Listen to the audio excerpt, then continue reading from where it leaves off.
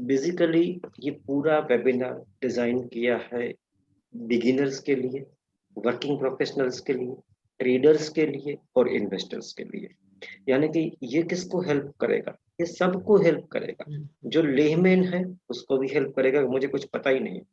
Working professionals जो suppose मान लो नहीं देख पा रहे दिन में, तो वो उनको भी हेल्प करेगा। ट्रेडर्स जो है, जो बोल सकते हैं कि उनका ब्रेड एंड बटर जो है वो ब्रेड एंड बटर सपोज मान लो ट्रेडिंग है, ठीक है, उनको भी हेल्प करेगा। और हम बोल सकते हैं कि इन्वेस्टर्स जो है, इन्वेस्टर्स यानी कि मतलब क्या हो गया, जैसे मैं एक बोल सकता हूँ कि मैं एक इन्वेस्टर हूँ और मैं एक स्विंग ट्रेडर हूँ। मैं अपने आप को ट्रेडर नहीं मानता, मैं अपने आप को स्विंग ट्रेडर मानता हूँ। क्या फर्क है स्विंग ट्रेडर और ट्रेडर में, वो भी मैं आगे जाके आपको बताऊंगा, इसी वेबिनार में बताऊंगा। तो इनको भी हेल्प करेगा, इन्वेस्टर को भी हेल्प करेगा। इन्वेस्टर को कैसे हेल्प करेगा? अभी इन्वेस्टर हर रोज सपोज मान लो चार्ट देखेंगे नहीं। इन्वेस्टमेंट किया उसका मतलब क्या हुआ कि बस एक बार मैंने खरीदा है, उसको मुझे 2 साल 3 साल 4 साल 5 साल तक देखना नहीं है। ये एक मेरा इन्वेस्टमेंट है।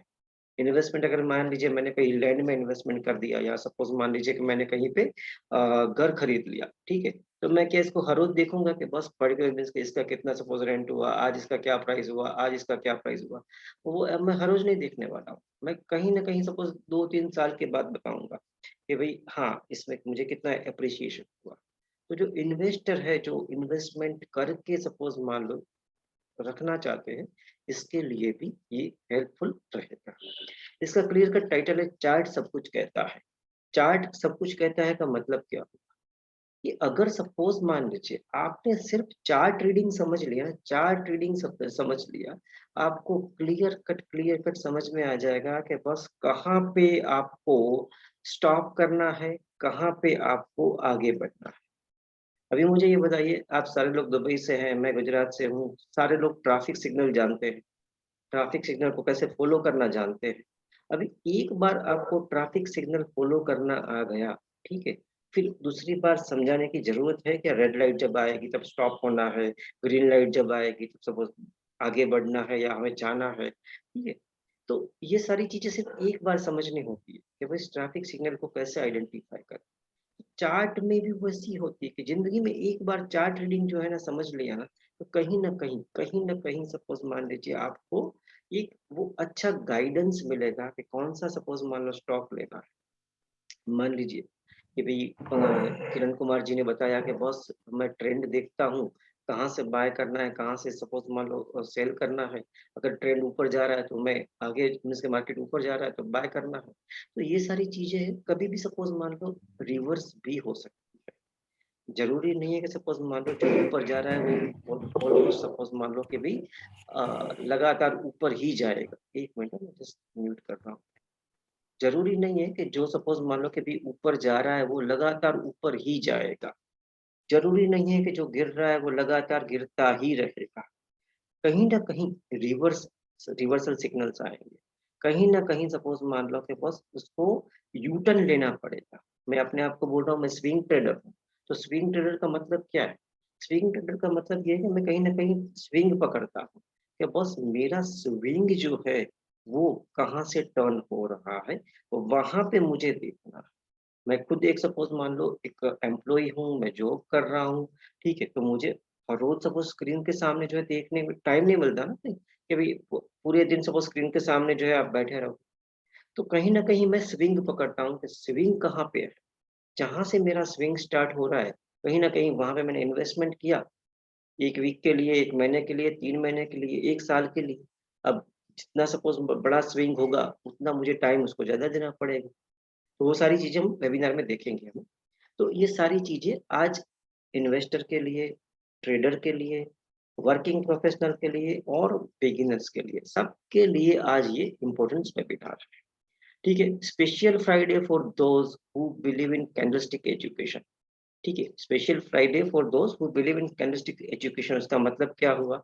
जो किरण कुमार साहब ने बताया कि कहीं ना कहीं कैंडलस्टिक पैटर्न्स उसने सुना था, कहीं ना कहीं सपोज हैमर सुना था, कहीं ना कहीं कुछ ऐसी पैटर्न्स होती है जो समझनी जरूरी है। ठीक है, तो वो क्या है?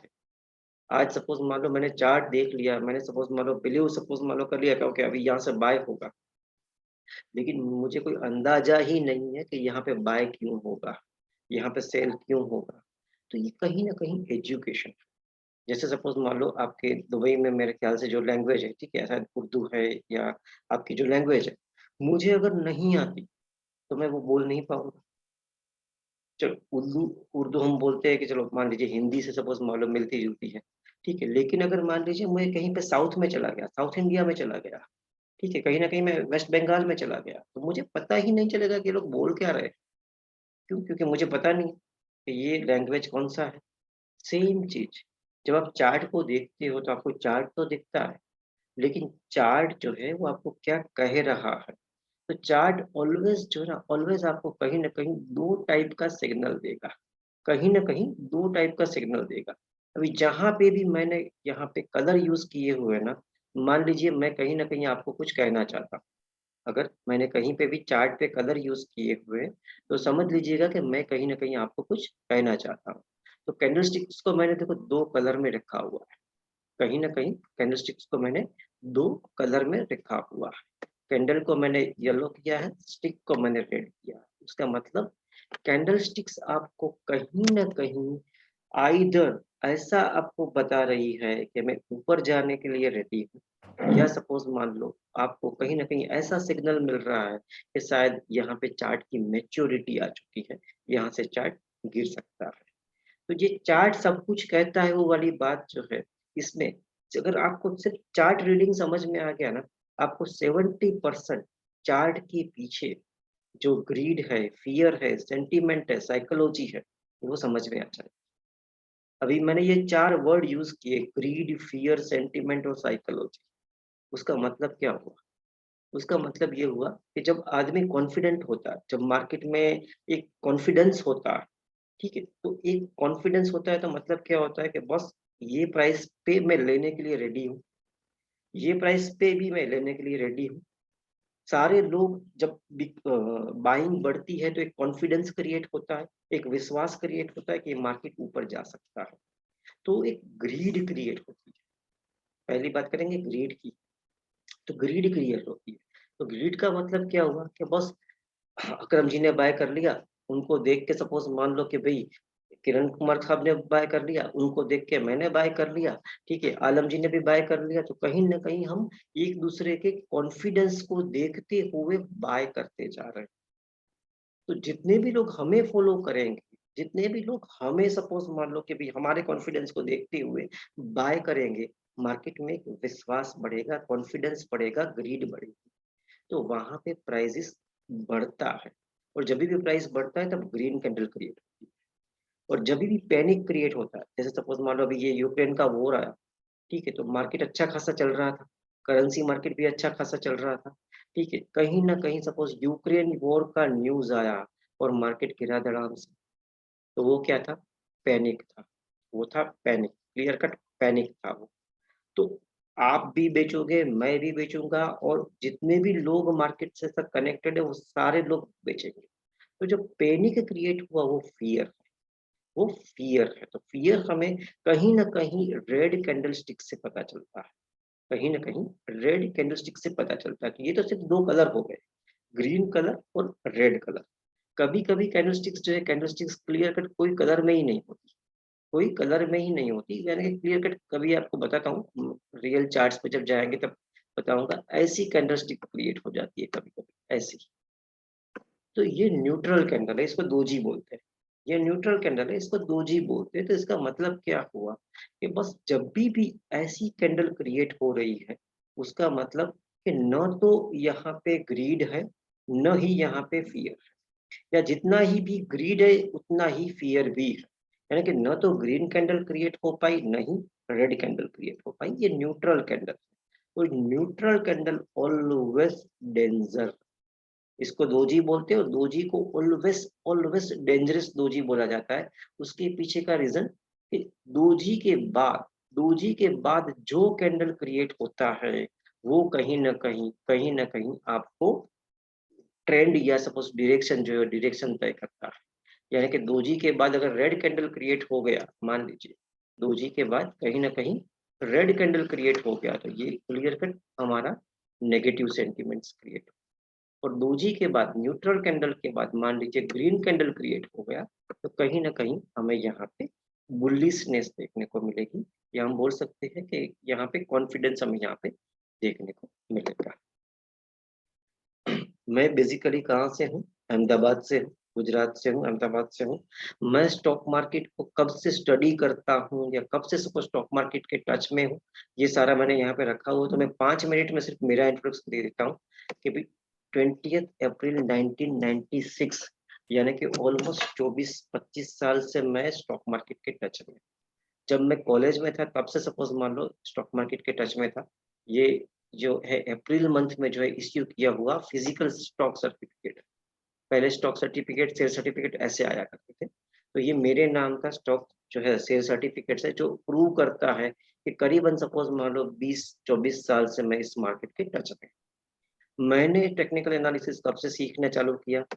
मई 2013 से चालू किया। तो ऑलमोस्ट सपोज मान लो 9 साल से मैं सीख रहा हूँ, और पिछले 3.5-4 साल से सिखा भी रहा हूँ। सेकंड, जब जब मुझे टेक्निकल एनालिसिस सीखने का मौका मिला, मैंने अपने आप को अपग्रेड किया कि भाई यहाँ पे सपोज एक बार सीख लिया वो जरूरी नहीं है। जितना भी सपोज आपको सीखना है ये अनलिमिटेड है, ये वो समंदर है जिसका सपोज मान लो कोई अंत नहीं है। आप जितना भी चाहे उतना सीख सकते हो। तो ये कुछ सर्टिफिकेट्स है, जब जब मुझे मौका मिला तब तब सपोज मान लो मैंने सीखे हुए। ये NISM यानी कि national institute of security market, ठीक है, सेबी रजिस्टर्ड संस्था है, जहाँ पे मैं करेंसी में अप्रूव हूँ, जहाँ पे मैं करेंसी में बाय कॉल और करेंसी भी सिखा सकता हूँ। और ये अल्गो ट्रेडिंग के लिए सर्टिफिकेट है, यानी कि अल्गो ट्रेडिंग अभी के ज़माने में ना लोग अल्गो ट्रेडिंग के बारे में ज़्यादा बात करते हैं कि भाई अल्गो ट्रेडिंग क्या है? तो ये एक रूल बेस्ड ट्रेडिंग है, तो उनका कोर्स भी मैंने किया हुआ है। मैं राइटर भी हूँ, यानी कि जो अहमदाबाद से सपोज मान लो एक स्टॉक मार्केट वीकली निकलता है, उसमें मेरे कॉलम भी आते हैं, जिसमें clear cut technical analysis from basic to advance और स्विंग ट्रेडिंग टॉपिक्स के ऊपर मैं लिखता हूँ। और technical analysis from basic to advance पे ऑलमोस्ट ये आर्टिकल 50 है। ये 50 तक का मैंने सपोज मारो स्क्रीनशॉट लिया हुआ है, लेकिन 80 प्लस आर्टिकल्स जो है वो पब्लिश हो चुके हैं। 80-85 के आजू बाजू जो है पूरे टेक्निकल एनालिसिस के ऊपर इंग्लिश और गुजराती दोनों में आर्टिकल पब्लिश हो चुके हैं, जहाँ पे मैंने क्लियर कट बहुत डिटेल में टेक्निकल एनालिसिस को समझाया हुआ है। ये कुछ इंस्टीट्यूट है जो मुझे रेगुलर इनवाइट करती है। BSc institute limited Mumbai, Narayan business school Ahmedabad, सार इंस्टीट्यूट अहमदाबाद, मारवाड़ी राजकोट और RK राजकोट। किसके लिए इनवाइट करती है? क्लियर कट डाउ थियरी के लिए। और चार्ट को जैसे कैसे पहचाने, जो मैं आज आपको सिखाने वाला हूँ, कि चार्ट को कैसे पहचाने, चार्ट को कैसे सपोज रीड करें। उनको एक स्पेशल सब्जेक्ट आता है सिक्योरिटी एनालिसिस और पोर्टफोलियो मैनेजमेंट। ठीक है, तो सिक्योरिटी एनालिसिस और पोर्टफोलियो मैनेजमेंट के लिए पर्टिकुलर सपोज मान लो वो मुझे इनवाइट करते हैं कि योग आप आओ और चार्ट को सिखाओ कि चार्ट कैसे रीड करते हैं। तो आज का वेबिनार जो मैंने ऑलरेडी बता दिया कि बस स्टॉक मार्केट बिगिनर्स है उसके लिए भी आज उनको हेल्प मिलेगी, प्रोफेशनल है, ट्रेडर्स है और इन्वेस्टर। इन्वेस्टर में देखिए पिक्चर देखिए क्लियर कट, ठीक है। इन्वेस्टर का मतलब क्या हुआ कि बस आपको एक जो पौधा जो है, जो एक छोटा सा प्लांट रहता है ना, उसको हम कैसे पानी पिला के बड़ा करते हैं, ठीक है। आपको उतना पेशेंस रखना पड़ेगा इन्वेस्टमेंट के बाद कि आपका इन्वेस्टमेंट ग्रो हो जाए। तो जब आपका इन्वेस्टमेंट ग्रो होगा ना, समझ लीजिएगा वो आपके लिए एक आम का पेड़ होगा, आपके लिए वो आम का पेड़ होगा। यानी कि किसी भी स्टॉक को मान लीजिए, अच्छे स्टॉक को आपने 5 साल 10 साल पहले अगर आपने लिया होता, ठीक है, तो आज उसकी वैल्यू क्या होगी? आज बोनस बोनस स्प्लिट मिला के आज टोटल आपके पास कितने स्टॉक्स है, कितने suppose equity number of shares है।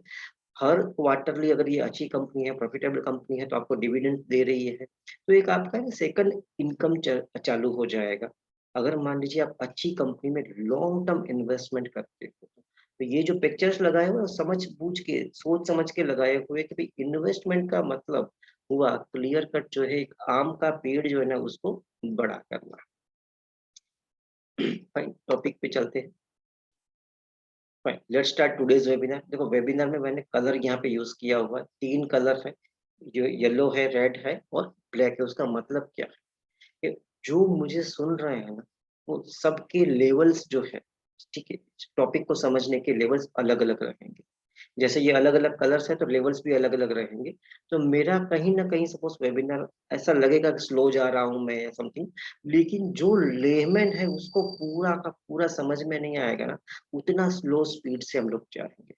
यानी कि आपको बस मुझे 2 घंटा देना है, आपको मैं प्रॉमिस देता हूँ कहीं न कहीं, ये 2 घंटा आप याद रखोगे कि हाँ, मुझे कहीं न कहीं एक प्रॉपर एजुकेशन मिला था या गाइडेंस मिला था।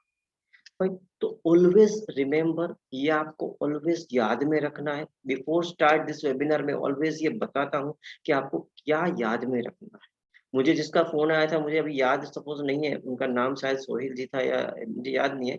लेकिन वो बता रहे थे योग में टिप्स के पीछे जो है ना, टिप्स के पीछे जा रहा था और कहीं न कहीं सपोज़ उसने 4-5 दिन जो है बहुत अच्छा सपोज़ दिया और उसके बाद कहीं न कहीं मुझे नुकसान भी करवा दिया।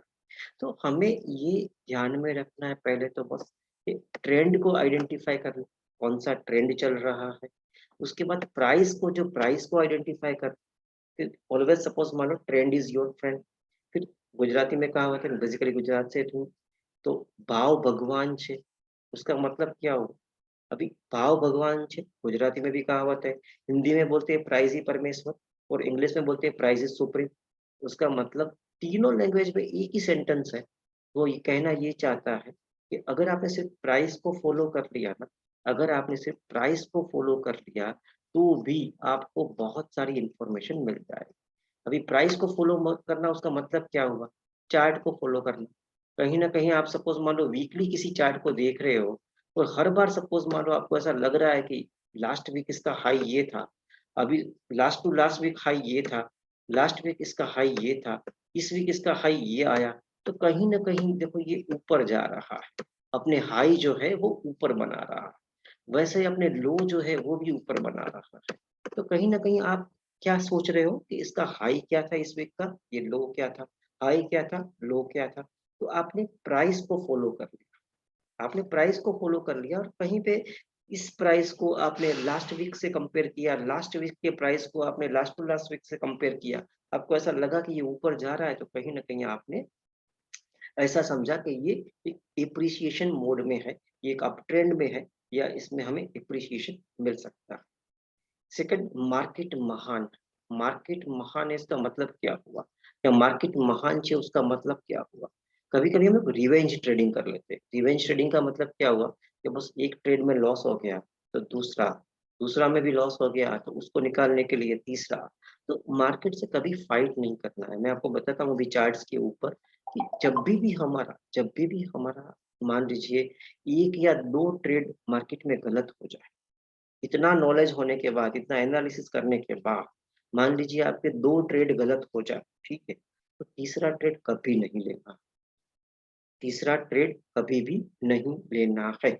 अगर आप डे ट्रेडर हो या आप इंट्राडे कर रहे हो समथिंग, इसके पीछे का रीज़न मार्केट में 3 टाइप के जो है 3 टाइप के ट्रेंड होते हैं मार्केट में।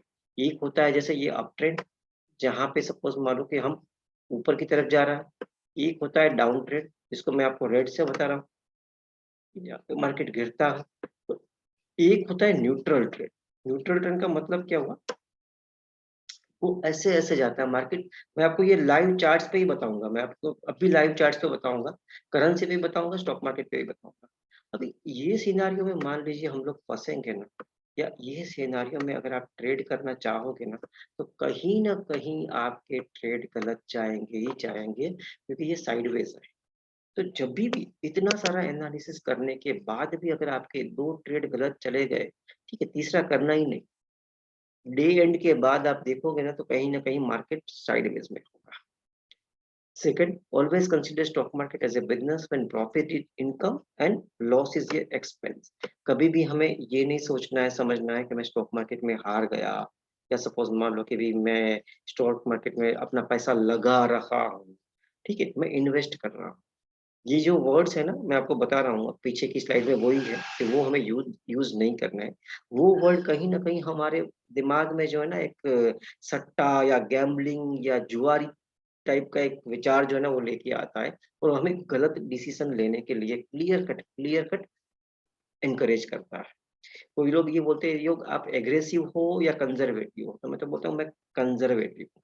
कंज़र्वेटिव का मतलब क्या हुआ कि बस मैं जो स्टेप लूँगा ना वो मैं फूँक-फूँक के लूँगा। मैं फूंक फूंक खेलूंगा। क्यों? क्योंकि बस मुझे मालूम है कि दुनिया में एक ही जगह ऐसी है कि जहाँ पे सबसे ज्यादा रिटर्न मिलता है, वो है स्टॉक मार्केट। आप पकड़ लीजिए, इक्विटी में सबसे ज्यादा रिटर्न मिलेगा आपको। जो रिलायबल है, मैं भी क्रिप्टो की बात नहीं कर रहा हूँ, लेकिन जो रिलायबल है, सालों से चलता है। और दुनिया में एक ही जगह ऐसी है कि जहाँ पे एक बार पैसा गया, ठीक है, तो वो वापस नहीं आता, वो भी है स्टॉक मार्केट। अभी आज पूरा मार्केट जो है ना, कस्टमर यानी कि एंड यूजर सेंट्रिक है। उसका मतलब कि कहीं ना कहीं आपको कुछ भी, सपोज मान लो आपने चीज मार्केट से खरीदी, अगर आपको पसंद नहीं आई तो इसमें आपको डोर स्टेप सर्विस मिल जाएगी। लेकिन स्टॉक मार्केट में अगर मान लीजिए एक बार आपका पैसा गया, तो वो वापस नहीं आएगा। तो मैं एकदम फूंक फूंक के जो है ना, फूंक फूंक के आगे बढ़ता हूँ। तो ये ऑलवेज, ये सारी चीजें आपको कभी नहीं मन में, सपोज मान लो आपको लानी है या ये याद नहीं रखना है आपको, तो ऑलवेज रिमेम्बर आपको क्या या यूज नहीं करना है।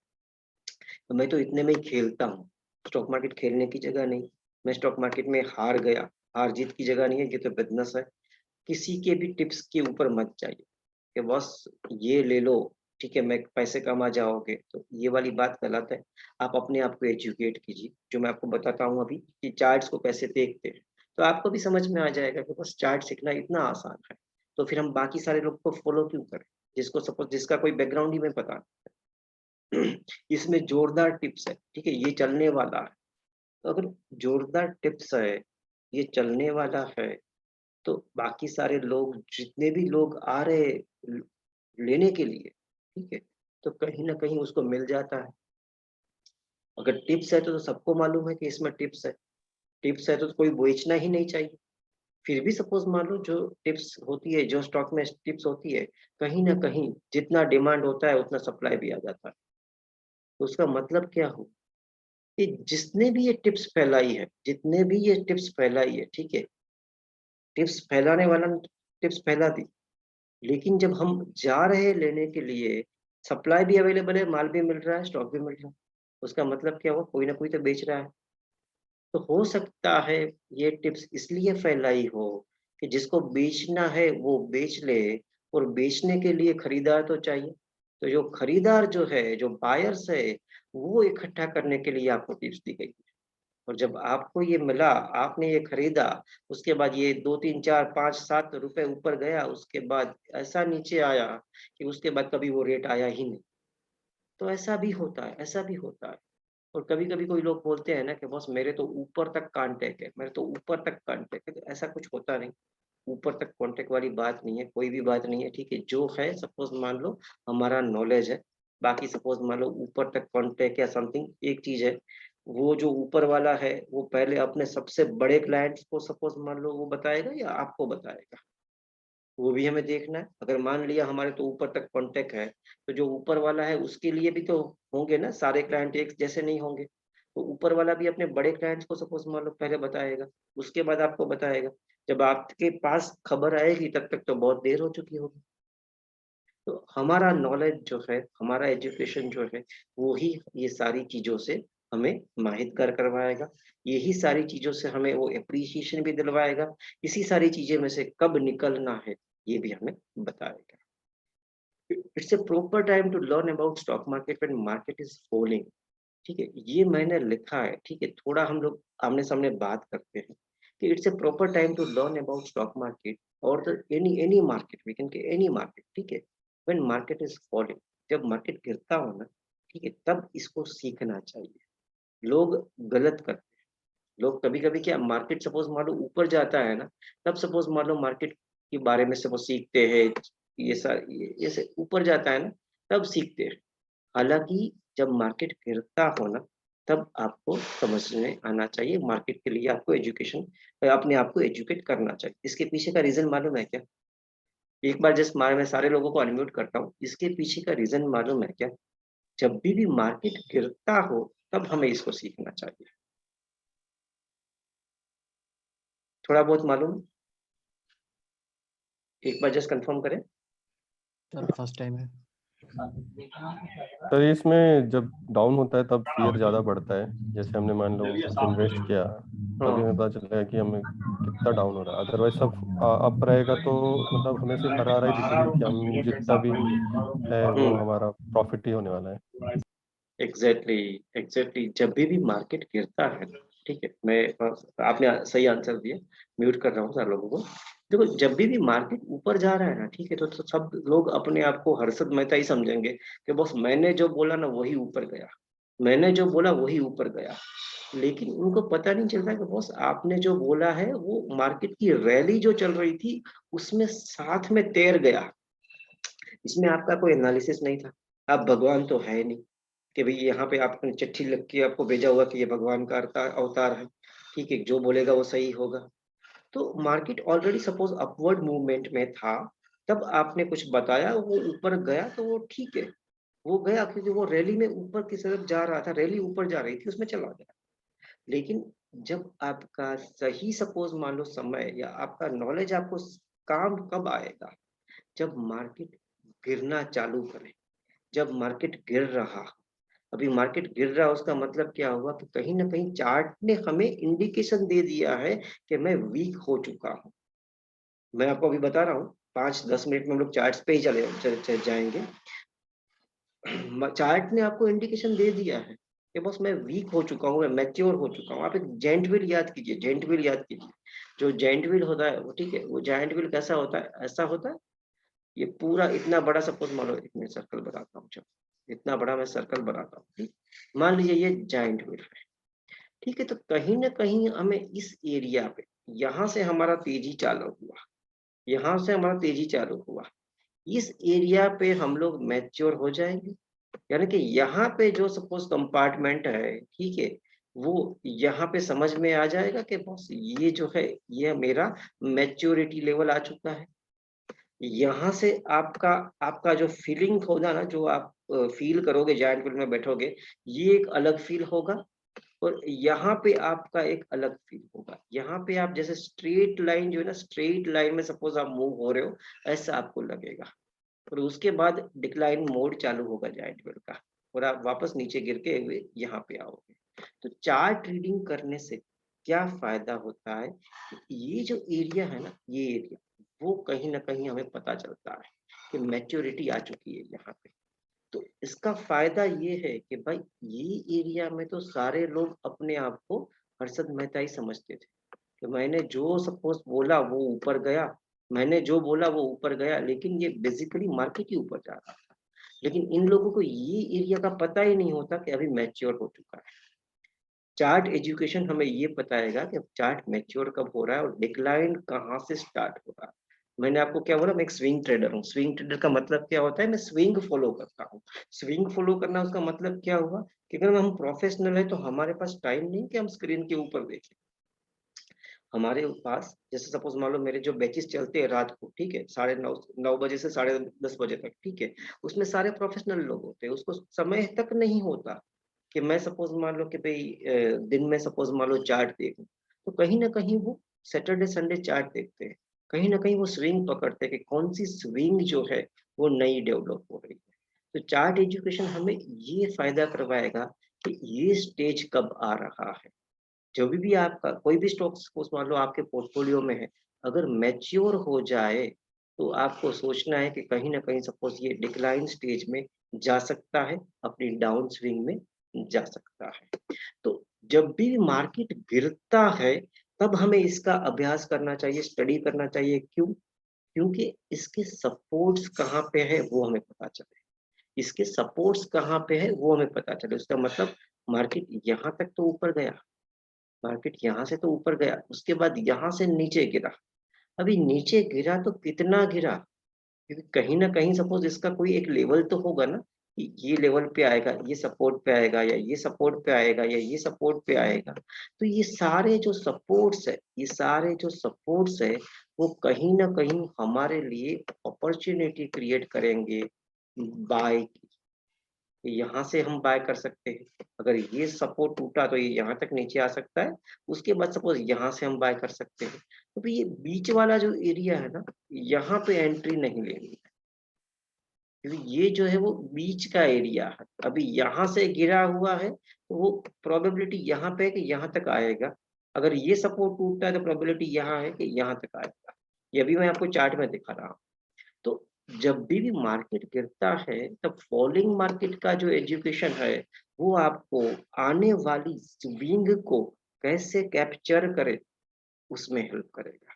मतलब क्या हुआ कि मान लीजिए ये मार्केट ऊपर जा रहा था तो आपको मालूम था, लेकिन मार्केट ऐसे नीचे गिरा, अभी अनंत काल तक ऐसे तो नीचे गिरने वाला नहीं है, कहीं ना कहीं मार्केट यहाँ से बाउंस बैक करेगा ना। जैसे ये ऊपर जा रहा है, मान लीजिए ये गिरा, उसके बाद ये स्विंग भी कहीं तो चेंज होगी ना और ऐसे ऊपर की तरफ जाएगी। तो ये एरिया आइडेंटिफाई कैसे करें, तो चार्ट एनालिसिस से करेंगे। चार्ट को, कैंडलस्टिक पैटर्न्स को रीड करके करें। जो एग्जैक्टली किरण कुमार साहब ने बताया कि कुछ हैमर वाली पैटर्न होती है या कुछ कैंडलस्टिक पैटर्न्स होती है, तो ये सारी चीजें जो है ना वो चार्ट हमें अपने आप में ही बताता है, अपने आप में ही बताता है। किसी को कोई क्वेश्चन है क्या? 1-2 मिनट का क्वेश्चन आंसर कर लेते हैं। जहां तक अभी सपोज मैंने जितना भी बताया उसमें कुछ क्वेश्चन है क्या? नहीं सर, समझा। एक्चुअली आप मेनली सपोर्ट एंड रेजिस्टेंस की बात कर रहे हैं। हाँ, हमें वो मैं सब रेजिस्टेंस आइडेंटिफाई करना है जो दैट कि हमें कब अप जाएगा, कब डाउन जाएगा, यानी वो कि आइडेंटिफाई। गिरते हुए मार्केट में देखो, कोई भी मार्केट अनंत काल तक तो गिरने वाला नहीं है। तो आपको गिरते हुए मार्केट में वो नॉलेज होना चाहिए कि मेरा प्रोबेबल सपोर्ट कहाँ पे है, कि कहाँ पे मार्केट रेस्ट ले सकता है और कहाँ से वो अपनी एक नई स्विंग चालू कर सकता है। तो वो जो एजुकेशन है ना, वो आपको कहाँ पे काम आएगा, जहां से मार्केट अपनी नई स्विंग वापस चालू करता है। जब सपोज मान लो मार्केट ऊपर जा रहा था तब तो सब हर्षित मेहता थे, लेकिन जब गिरा तब पता ही नहीं चला कब गिरा। अब जब गिरा, या मार्केट ने तो ऑलरेडी सिग्नल दे दिया था कि वो मैच्योर हो चुका है, वो तो हम समझ ही नहीं पाए कि मार्केट मैच्योर हो चुका है। ठीक है, मार्केट मैच्योर हो चुका वो नहीं समझ पाए, अभी तो गिरा तो हमें समझना है ना कि बस कहाँ पे पहली चीज निकलना है। एक पॉइंट नंबर 1। और अगर मान लीजिए, अगर सपोज मुझे नया बाइंग करना है तो गिरते हुए मार्केट में तो मैं बाय करूंगा नहीं। कहीं ना कहीं मुझे समझ में आएगा कि ये रिवर्सल कब ले रहा है, ये कब रिवर्स होगा, कब नई स्विंग चालू होगा, कब ये डाउनफॉल खत्म होगा। जैसे अप ट्रेंड में मार्केट था या अप स्विंग में मार्केट था, तो अप स्विंग कहीं पे मैच्योर हुई थी, उसके कारण मार्केट गिरा। तो जब डाउन स्विंग में मार्केट है तो कहीं ना कहीं डाउन स्विंग भी मैच्योर होगी, उसके बाद मार्केट वापस ऊपर बढ़ेगा। तो वो एरिया कैसे आइडेंटिफाई करें, वो सारी चीजें हमें पता चलेगी चार्ट एनालिसिस से, सर कैंडलस्टिक्स। क्वेश्चन था। हाँ बोलिए। सर फॉरेक्स के लिए और स्टॉक मार्केट के लिए दोनों के लिए सेम है, कुछ चेंजेस तो नहीं है? क्योंकि मैं कुछ फॉरेक्स चेंजेस नहीं है, कुछ चेंजेस नहीं ठीक है। हो गया। Greed, fear, sentiment, psychology, candlestick, education, chart analysis, ठीक है। सिर्फ जी जी अंडरलाइन एसेट्स चेंज होती है। आप फॉरेक्स पे कर रहे हो तो फॉरेक्स पे कीजिए, जी मैं इक्विटी पे करता हूँ तो इक्विटी पे कीजिए, किरण कुमार साहब ठीक। इंडाइसिस पे कर रहे हैं तो वो निफ्टी पे कर रहे हैं तो वो निफ्टी पे कीजिए, अकरम साहब बैंक निफ्टी पे कर रहे हैं तो बैंक निफ्टी पे कीजिए। कुछ फर्क नहीं पड़ेगा। अभी हम लोग स्टॉक मार्केट भी देखेंगे और फॉरेक्स भी देखेंगे, एयूडी यूएसडी देखेंगे, आपकी मर्जी, आप जो बोले वो स्टॉक करेंसी पेयर देखेंगे। ठीक है सर। नहीं, तो किसी भी स्टॉक मार्केट में किसी भी स्टॉक को जो है ना आइडेंटिफाई करने के लिए दो जो है ना दो मेथड होती है। एक होती है फंडामेंटल एनालिसिस, एक होती है टेक्निकल एनालिसिस। फंडामेंटल के बारे में हम लोग यहाँ पे बात करेंगे ही नहीं। ठीक है, मैं सिर्फ आपको ऊपर से बता देता हूँ कि फंडामेंटल क्या होता है। बेसिकली फंडामेंटल और टेक्निकल दोनों अलग अलग सब्जेक्ट है, दोनों अलग अलग सब्जेक्ट है, दोनों ही जरूरी है इस वर्ल्ड में, इस दुनिया में। अगर स्टॉक को आइडेंटिफाई करना है तो दो ही मेन मेथड है, एक है फंडामेंटल एनालिसिस, एक है टेक्निकल एनालिसिस। ठीक है, जो टेक्निकल एनालिसिस यूज करते हैं वो चार्ट का स्टडी करते हैं, जो फंडामेंटल एनालिसिस यूज करते हैं वो कंपनी इंफॉर्मेशन का स्टडी करते हैं, इकोनॉमी इंफॉर्मेशन का स्टडी करते हैं, कॉम्पिटिटर इंफॉर्मेशन का स्टडी करते हैं। ठीक है, उस देश की सपोज मान लो वर्ल्ड वाइड इकोनॉमी का स्टडी करते हैं।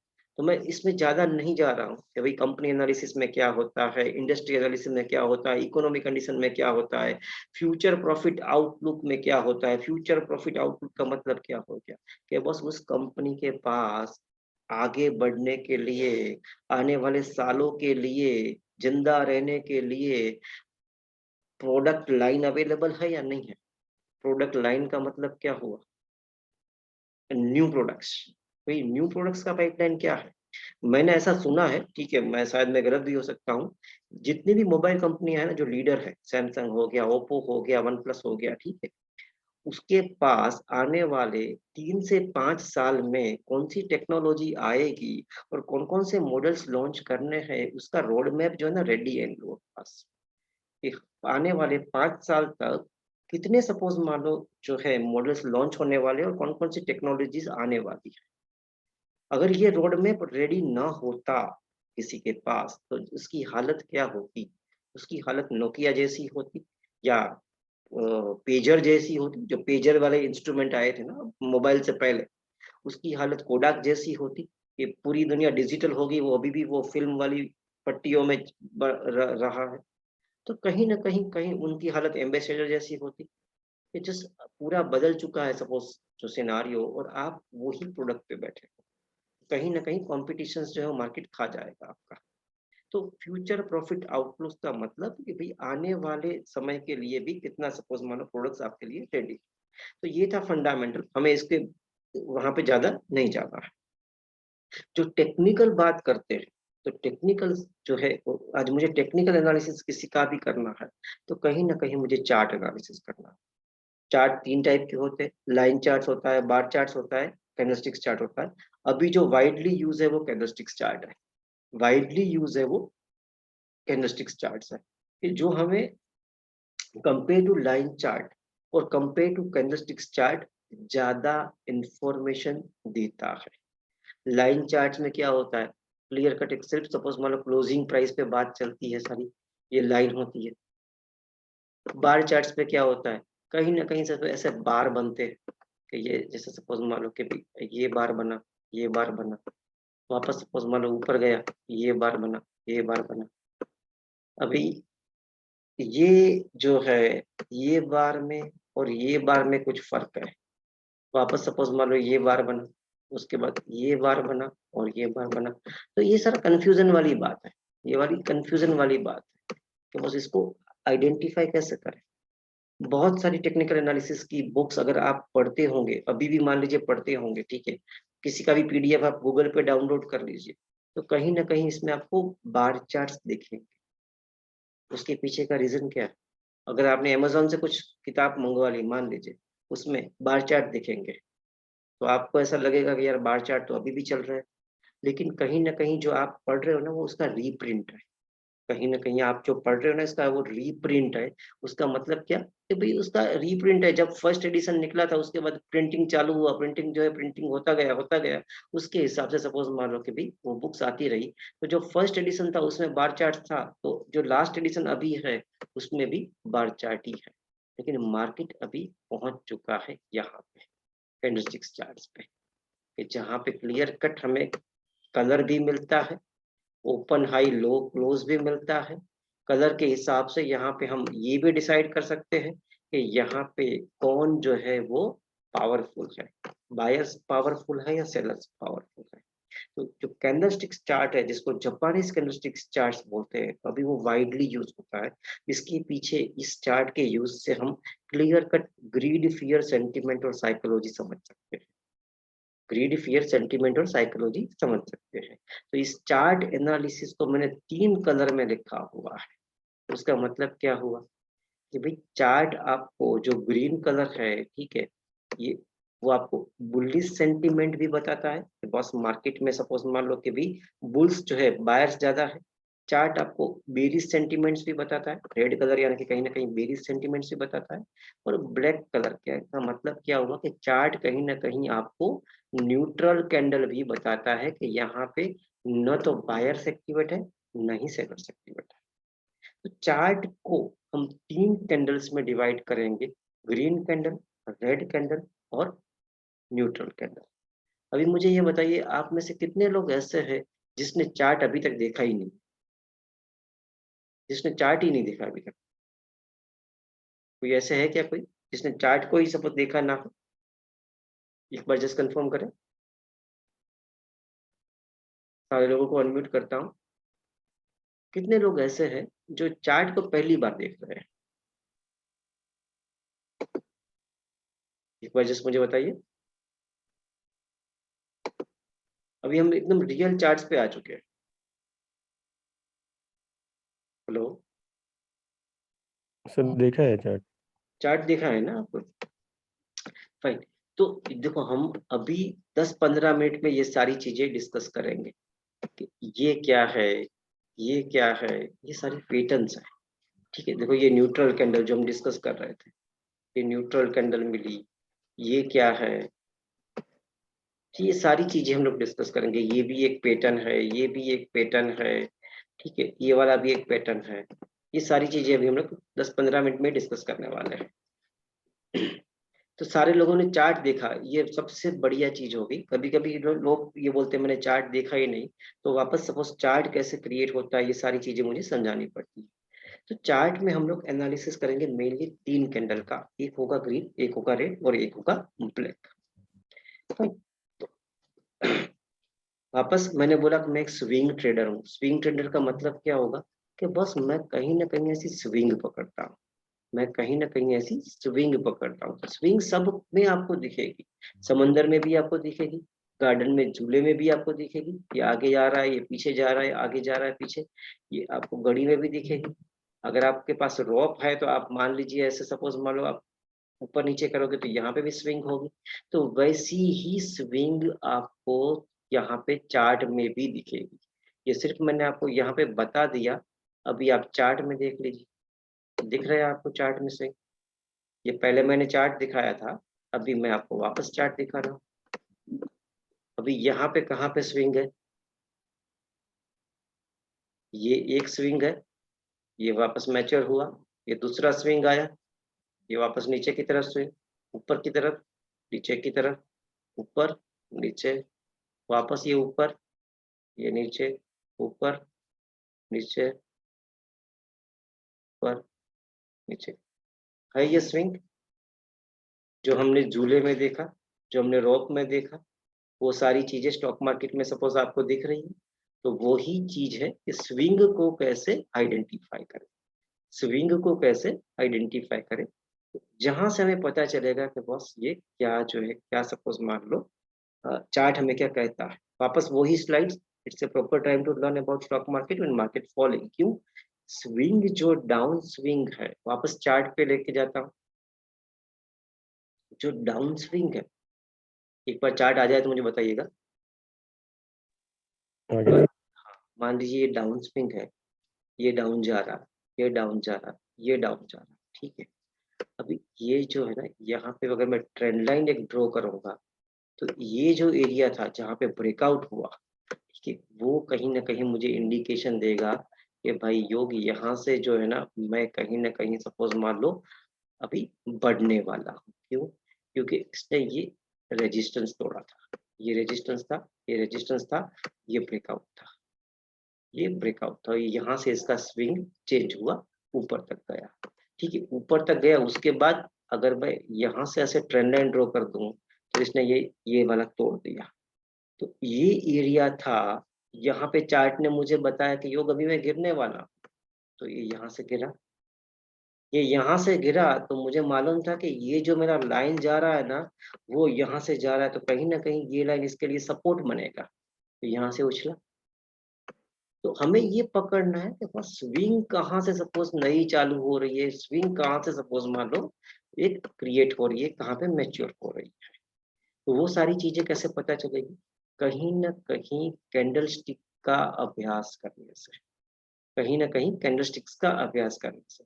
अभी हमारे सबको मालूम है कि बस यूक्रेन और रशिया का वॉर जब चालू हुआ था, सारी वर्ल्ड मार्केट जो है ना गिरी थी। उसका मतलब क्या होता? क्लियर कट जो एक मार्केट में कॉन्फिडेंस था, उसकी जगह पे ओवरनाइट पैनिक आ गया, ओवरनाइट पैनिक आ गया। तो इस पैनिक को कंट्रोल कैसे करें? तो कहीं ना कहीं हम कोई भी चार्ट देखेंगे ना, तो वहां पे हमें इंडिकेशन मिल गया होगा कि ये एक मेजर ब्रेकआउट, ये एक मेजर डाउनसाइड ब्रेकआउट है। तो ये जो मेजर डाउनसाइड ब्रेकआउट है, अगर वो हमें समझ में आ जाए कहीं ना कहीं, हम अपने पोर्टफोलियो को ज्यादा नुकसान से बचा सकते हैं, हमें पोर्टफोलियो को ज्यादा नुकसान से बचा सकते हैं। तो ये इसने क्या क्रिएट किया, अच्छे खासे कॉन्फिडेंस में all of sudden fear connect कर दिया। तो ये सारी चीजें पहले नहीं हुई थी क्या? कोरोना में भी हुई थी, जब सर्जिकल स्ट्राइक हुई तब भी हुई थी, और जब नोटबंदी हुई थी तब भी हुई थी, तभी भी मार्केट गिरा था। और कहीं ना कहीं अब आप चार्ट देखोगे ना, तो वो इंडिकेशन हमें मिले थे, चार्ट पे वो इंडिकेशन मिले ही मिले थे। तो ये तो जस्ट 3-4 एग्जांपल थे। ये बिगेस्ट फॉल है स्टॉक मार्केट में, ये जो इंडियन स्टॉक मार्केट में हुए थे, ये बिगेस्ट फॉल है। ऐसा नहीं है कि बस उस टाइम ही हुआ था, यहाँ पे भी हुआ था, जब भी मार्केट गिरा हुआ था। तब कौन काम आएगा हमें? कहीं ना कहीं चार्ट एनालिसिस काम आएगा। क्यों आएगा वो भी मैं आपको बताता हूँ। वापस अभी हम लोग चार्ट पे चलते हैं। जब भी मार्केट गिरता है, जब भी मार्केट गिरता है, ठीक है, समझ लीजिए ये दिन और रात जैसी बात है, ये दिन और रात जैसी बात है कि मार्केट जब गिरता है तब गिरता है, उसके बाद मार्केट बाउंस बैक होता ही होता है। मार्केट भले सपोज मान लो 2 महीना लग जाए, 3 महीना लग जाए, 4 महीना लग जाए, लेकिन मार्केट बाउंस बैक होता ही है। और ये मैं नहीं बोलता, ये क्लियर कट हमारा हिस्ट्री बोलता है। ये क्लियर कट हिस्ट्री बोलता है कि जब भी मार्केट गिरा है, जब भी मार्केट गिरा, ये पूरा मैं आपको हिस्ट्री बता रहा हूँ कि यहाँ से ऊपर आया, ये गिरावट, उसके बाद उतनी ही सपोज उछाल, गिरावट, वापस ये यहाँ तक पहुंच गया। तो ये गिरते गिरते मीन्स के ऊपर गिरा, नीचे गिरा, ऊपर गिरा, नीचे गिरा, उसके हिसाब से ये ऊपर गया। ये 2008 से लेके 2020 का जर्नी, इसमें बहुत सारी सपोज मान लो उतार चढ़ाव आपको मिलेंगे कि जब भी गिरा उसके बाद ऊपर उछला, जब भी गिरा उसके बाद ऊपर गया। ये हमारा कोरोना का फॉल है, ये कोरोना का फॉल है, उसके बाद वापस ऊपर। तो कहीं ना कहीं चार्ट एनालिसिस हमें हेल्प करेगा ही करेगा। Let's go real chart. ये रियल चार्ट है, ठीक है, मैं आपको यहाँ पे नहीं दिखा रहा हूँ, मैं आपको रियल चार्ट्स पे ही लेके जाता हूँ, रियल चार्ट्स पे ही लेके जाता हूँ। ये हो गया रियल चार्ट्स। अभी आप मुझे बताइए, उसके हिसाब से हम लोग बात करते हैं, कौन सी सपोज कौन सी करेंसी में, कौन सी स्टॉक में, कौन से इंडाइसिस में आपको ये स्विंग देखनी है। पहले हम स्विंग देखेंगे, उसके बाद कैंडलस्टिक्स पैटर्न्स की बारे में स्टडी करेंगे। आप बताइए किस में देखना है हमें?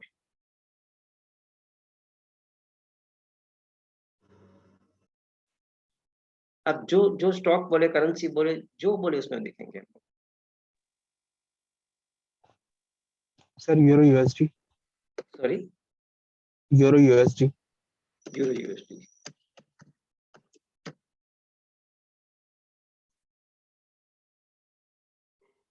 ये हो गया यूरो यूएसडी।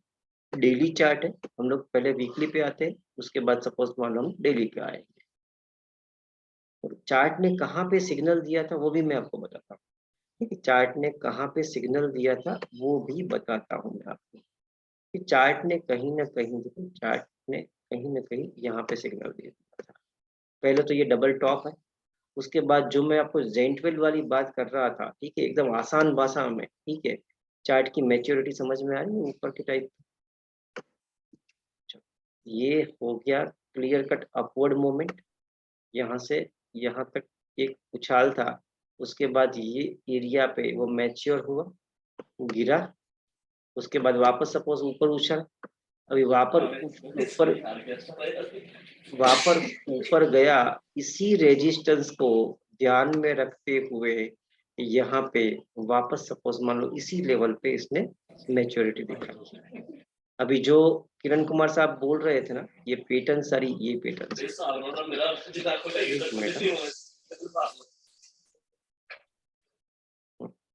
जो किरण कुमार साहब बोल रहे थे कि योग में पैटर्न देखता हूँ, तो कहीं ना कहीं हमें ये मैच्योरिटी दिख रही है यहाँ पे।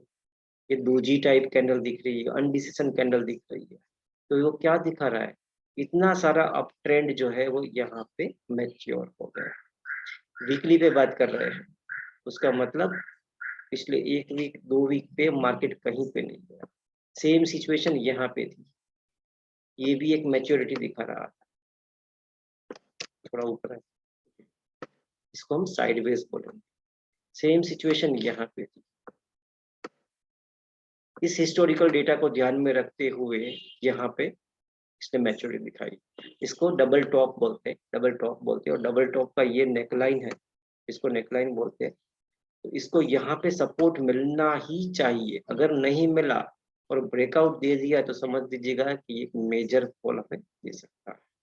तो कहीं ना कहीं हमें यहाँ पे पता चल गया था जब इसने डबल टॉप बनाया था कि मार्केट मैच्योर हो चुका है।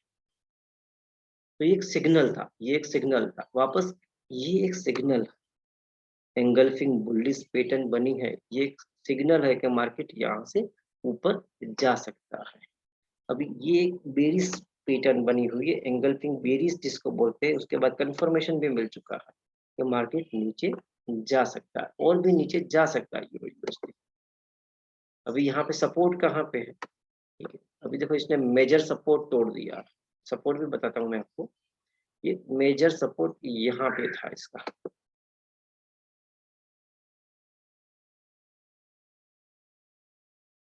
ये एरिया पे इसको हिस्टोरिकल सपोर्ट मिला था, ये एरिया पे। तो इसको हिस्टोरिकल सपोर्ट इसी एरिया पे मिलना चाहिए था। अगर यहाँ पे सपोर्ट नहीं मिला, अभी फ्राइडे है आज, बात खत्म हो गई, ये कैंडल आज मैच्योर हो जाएगी। मंडे एक नया कैंडल ओपन होगा।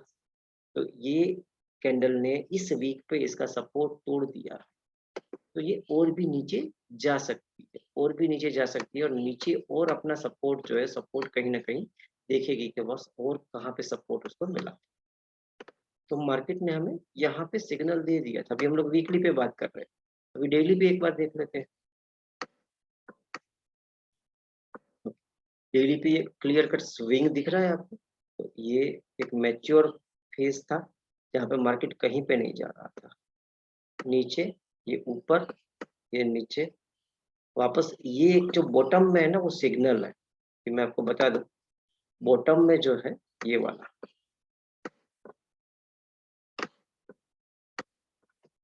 ये एक सिग्नल है जिसको हम लोग बुल्लिश हरामी बोलेंगे। बुल्लिश हरामी का मतलब कहीं ना कहीं तेजी जो है, तेजी यहाँ से हो सकती है। वापस ये एक सिग्नल है जिसको एंगल्फिंग बेरिस बोलेंगे हम लोग, एंगल्फिंग बेरिस। और उसके बाद ये कंफर्मेशन कैंडल, और उसके बाद ये नीचे की तरफ गया। तो ये, हाँ, वापस मैं जो बता रहा था वो दोजी कैंडल, न ग्रीन कैंडल न रेड कैंडल। उसके बाद जो कैंडल क्रिएट हुई, ठीक है, वो कहीं ना कहीं ट्रेंड एस्टैब्लिश करेगी। तो न्यूट्रल कैंडल आया, उसके बाद कैंडल कौन सा क्रिएट हुआ, न्यूट्रल कैंडल हमारा ये था। उसके बाद जो कैंडल क्रिएट हुआ और रेड हुआ, जिसने न्यूट्रल कैंडल का लो तोड़ दिया। तो हम बोल सकते हैं कि यहाँ से गिरावट संभव है, यहाँ से गिरावट संभव। आपको अभी 1 आवर में चले जाते हैं, उसके बाद 5 मिनट्स में चले जाएंगे ताकि लाइव कैंडल आपको देखने को मिलेगी। अभी ये कैंडल चालू ही है, ऑलरेडी चालू है।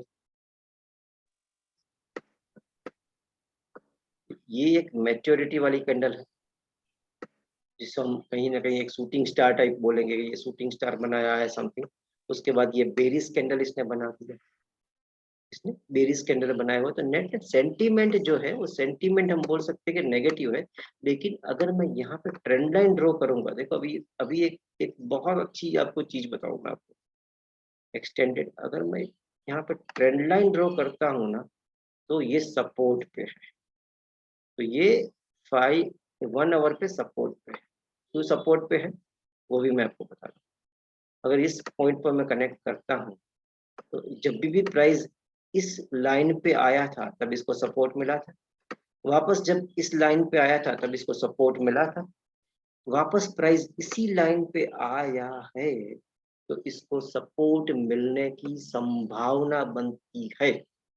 अभी देखो ये कैंडल ग्रीन हो रही है, ठीक है। अभी ये रेड कब होगी, ये गिरेगी कब, अगर इस कैंडल ने 1 घंटे में, यानी कि जब ये मैच्योर हो जाए, अगर इसने ये नीचे रेड दे दिया ना बस, तो ये गिरा, तो ये फिर नीचे यहाँ तक आ सकता है जहां से ग्रीन कैंडल चालू। लेकिन अभी एग्जिट अपने सपोर्ट पे है। 1 आवर में जो है वो सपोर्ट पे है। तो ये एक सपोर्ट था, दूसरा सपोर्ट था, वापस प्राइस यहाँ पे ही आया हुआ है, तो यहाँ पे एक सपोर्ट मिलने की संभावना बन सकती है, लेकिन 1 आवर में बात कर रहे हैं। यहाँ से अगर सपोर्ट मिलेगा तो ग्रीन कैंडल क्रिएट होगा, ग्रीन कैंडल क्रिएट होगा तो कितना ऊपर तक जा सकता है, अगर ग्रीन कैंडल क्रिएट हो सकता है तो कितना ऊपर तक जा सकता है, ये नेट नेट यहाँ तक जाएगा, तो उसके बाद यहाँ पे वापस एक रेजिस्टेंस अवेलेबल, ये जो रेजिस्टेंस है, ये वाला रेजिस्टेंस, वो इसको यहाँ पे रोक सकता है। क्यों? क्योंकि जब भी प्राइस यहाँ पे आया था, गिरावट आई थी, वापस प्राइस यहाँ पे आया था, शूटिंग स्टार जैसा सपोज मान लो कैंडल बना था और वापस गिरावट हुई थी, वापस इस लाइन पे आया है और सपोर्ट मिल रहा है, तो ये यहाँ से वापस गिरने की संभावना रख सकता है। तो ये हमारे लिए क्लियर कट जो है ना, क्लियर कट अभी ये नो ट्रेड जोन है, यहाँ पे ट्रेड नहीं कर सकते। क्यों? क्योंकि ये एक चैनल क्रिएट कर रहा है, एक चैनल क्रिएट कर रहा है कि जब भी ये यहाँ पे आया था तब गिरावट आ रही थी, ये इसका रेजिस्टेंस था। तो अभी इसमें हम क्या बोल सकते हैं?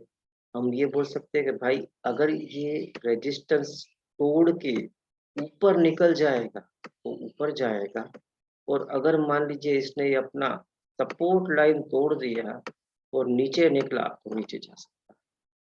तो यहाँ पे ये नो ट्रेड जोन में है, हमें वेट करना है, आइदर इसका अपर साइड ब्रेकआउट हो तो बाय बन सकता है, और अगर लोअर साइड ब्रेकआउट हो, लोअर साइड ब्रेकआउट हो, लोअर का साइड का मतलब अगर ऐसा ब्रेकआउट हो जाए तो सेल बन सकता है। तो कहाँ तक आ सकता है? नेट नेट यहाँ तक आ सकता है, यहाँ तक आ सकता है। जहां से भी रेड कैंडल में से ग्रीन कैंडल क्रिएट हुआ था, वो उसका प्रोबेबल सपोर्ट बन सकता है, वो उसका प्रोबेबल सपोर्ट बन सकता है। पहला रेड कैंडल यहाँ पे था, उसके बाद ग्रीन कैंडल क्रिएट हुआ था, तो एक सपोर्ट एरिया ये बन सकता है, और उसके बाद इतनी बड़ी रेड कैंडल के बाद जहाँ ग्रीन कैंडल क्रिएट हुई थी, एक सपोर्ट एरिया ये बन सकता है। अगर ये सपोर्ट टूटा, अगर ये सपोर्ट टूटा तो यहाँ तक आ सकता है। इतना क्लियर? किसी को कुछ डाउट? एक बार जस्ट कंफर्म करें। Yes sir, clear. एक बार वापस प्रेजेंटेशन पे आते हैं।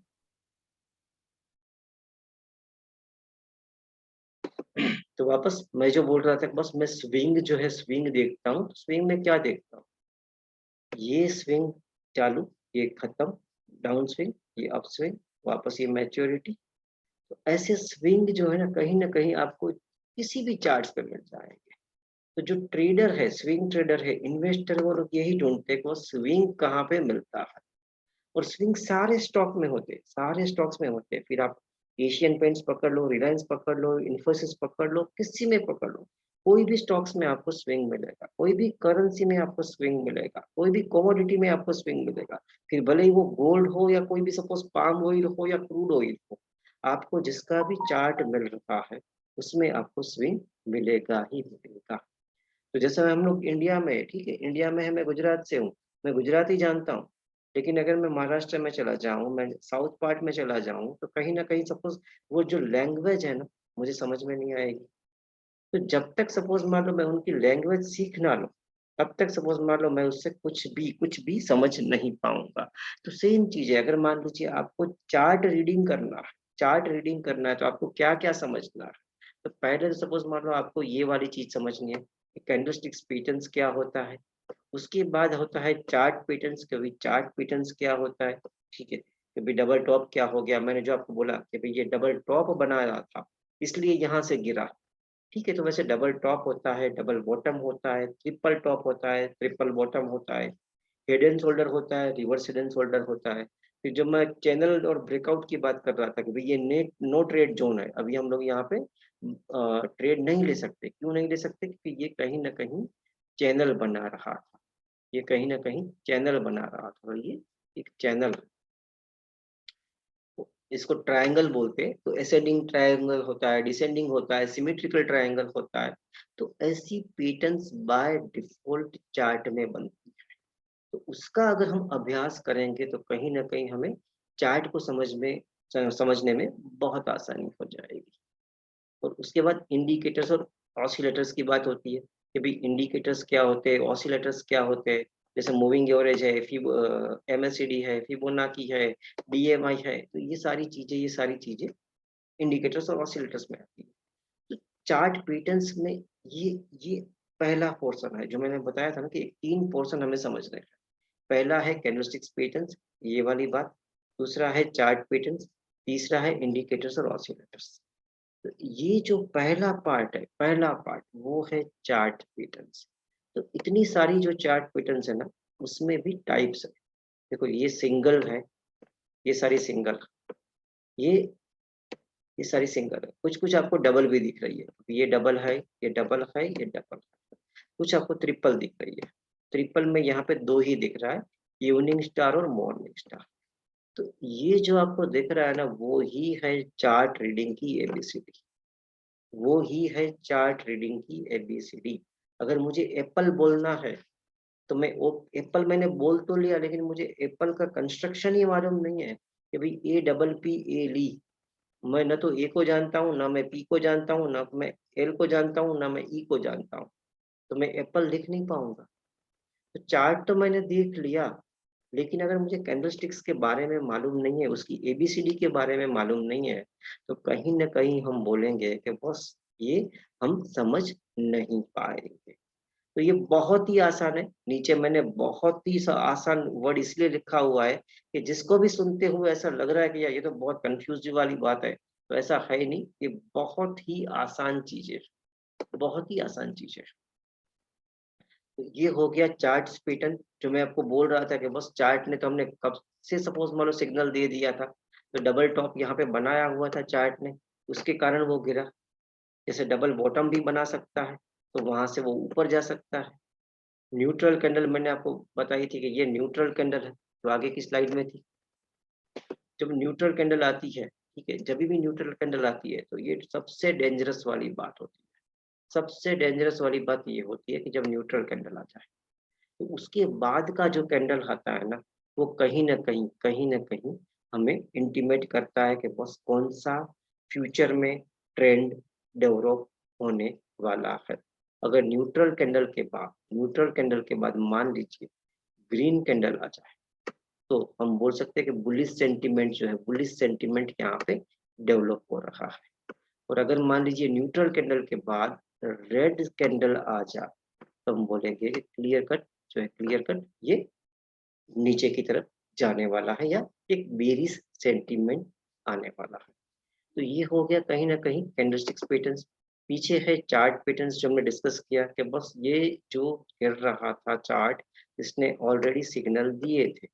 यूरो USD ने ऑलरेडी सिग्नल दिए थे, डबल टॉप बनाया था। जो डबल टॉप आपको दिख रहा है, वो ही चीज मैं आपको यूरो USD में दिखा देता हूँ।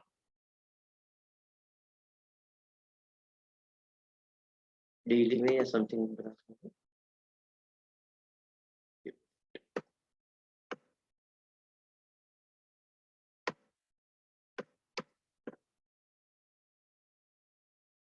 वी- दिख रहा है वीकली में टॉप 1, टॉप 2। तो चार्ट ने तो हमें ऑलरेडी बता दिया था कि बॉस मैं इस एरिया पे मैच्योर हो चुका हूँ, क्योंकि मैंने डबल टॉप बनाया था। जब भी डबल टॉप बनता है, उसके बाद उसकी नेकलाइन टूटती है, तो एक भारी गिरावट देखने को मिलती है। वही चीज आप गूगल कर लीजिएगा, कहीं ना कहीं हम डिस्कस कर रहे हैं, तो ये पोर्शन डिस्कस कर रहे हैं। चार्ट में हमें कुछ ऐसा दिखाई दे रहा था। जब ऐसा दिखाई दे रहा था, उसके बाद इसका जो नेकलाइन टूटता है और यहाँ पे अगर सपोर्ट नहीं मिला, तो एक भारी गिरावट हो सकती है। तो ये तो गूगल का पिक है, यही लाइव एग्जांपल यूरो USD के वीकली चार्ट्स में देखने को मिला। सेम चीज डबल बॉटम भी होता है, वो ऐसा होता है। हेड एंड शोल्डर भी होता है, वो ऐसा होता है। रिवर्स हेड एंड शोल्डर होता है, वो एक पूरा उल्टा होता है। उसके बाद अलग अलग सपोज मान लो जो पैटर्न्स है, वो पैटर्न्स होती है कि जैसे सपोज मान लो ट्राइंगल्स की पैटर्न। इतने में किसी को कुछ डाउट्स है, एक बार मुझे जस्ट कंफर्म करें किरण कुमार साहब, सोहेल जी। हाँ सर, नहीं क्लियर तो हो रहा है, बट ये थोड़ा हाई लेवल पे हो रहा है। Like okay. जैसे आपने बोला कि सिंगल सिंगल कैंडल है तो उसके पैटर्न्स जैसे हैं, लाइक उसके कुछ अलग पैटर्न होंगे, हाँ। डबल कैंडल के अलग पैटर्न होंगे, तो वो हम आगे सीखेंगे कि वो उसके लिए अलग मैं से अभी रहेगा? देखो सारी पैटर्न्स जो है ना, सारी पैटर्न्स अभी नहीं सिखा पाऊंगा, लेकिन जो जी जी। न्यूट्रल कैंडल है, न्यूट्रल कैंडल जिसको डेंजरस बोलते हैं, ठीक है, वो ओके अभी हम लोग देखने वाले हैं। हम सारी चीजें कौन सी ओके। देखेंगे? रिवर्सल देखेंगे। यहाँ पे वापस से मैं आपको एक मिनट,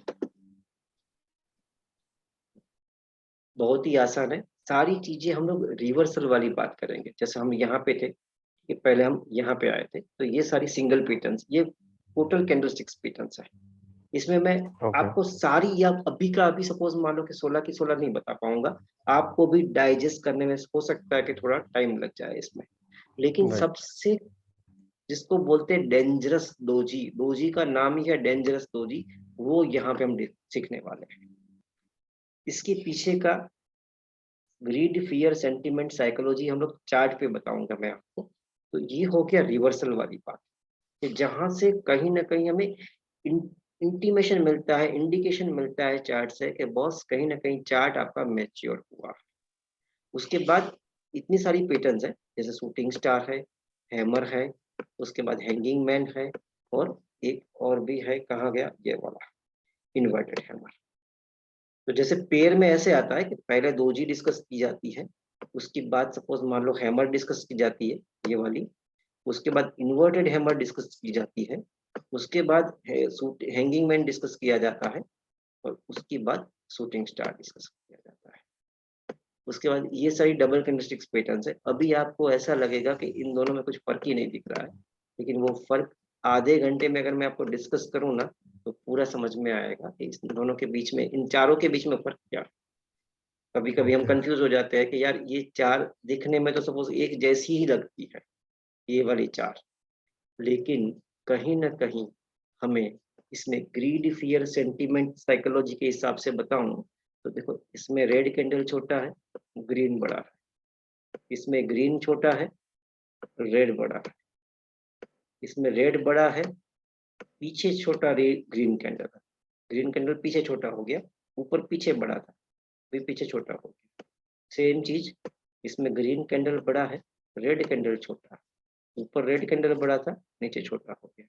तो ये चारों की चारों जो कैंडल है, इसमें अगर मैं आपको 2 घंटे दूं आप मुझे, तो ये चारों के चारों कैंडल्स में क्या ग्रीड, फियर, सेंटिमेंट, साइकोलॉजी है, ठीक है, वो आपको समझ में आएगा। अभी हम लोग कंफ्यूज हो जाएंगे कि यार जी। इसमें समझ में नहीं आ रहा कि ये इसको समझे कैसे, लेकिन वापस चार्ट सब कुछ कहता है।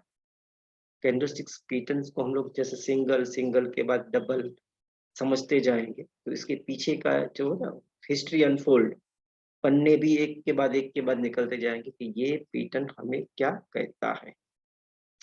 वो सारी चीजें आप सिंगल पैटर्न आप समझोगे ना, ये सिंगल पैटर्न समझोगे, आपको समझ में आ जाएगा कि एग्जैक्टली पैटर्न्स क्रिएट कैसे होते हैं। इसके पीछे ग्रीड है या फियर है, कॉन्फिडेंस है या फियर है। कॉन्फिडेंस का मतलब क्या होगा, कहीं ना कहीं बाइंग होगी।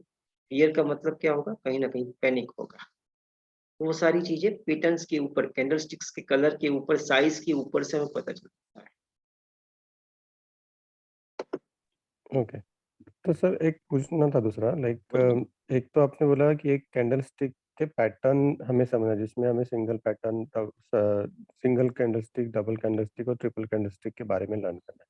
तो एक हम्म। लर्निंग पर्सपेक्टिव से मुझे ये समझना था, लाइक हम तक कैंडल पैटर्न हो गया, second trend like upward, backward and may be आपने जो बोला था साइडवेज, हम्म। तो ये एक पैटर्न हो गया। तो इसमें और क्या क्या, आई मीन प्रॉब्ली देखो आप ट्रेंड बताओगे जो है ये? ना सर, देखो ट्रेंड पैटर्न नहीं हुआ, ट्रेंड पैटर्न नहीं हुआ, ट्रेंड क्या हुआ, पैटर्न कैंडलस्टिक्स में बनते हैं।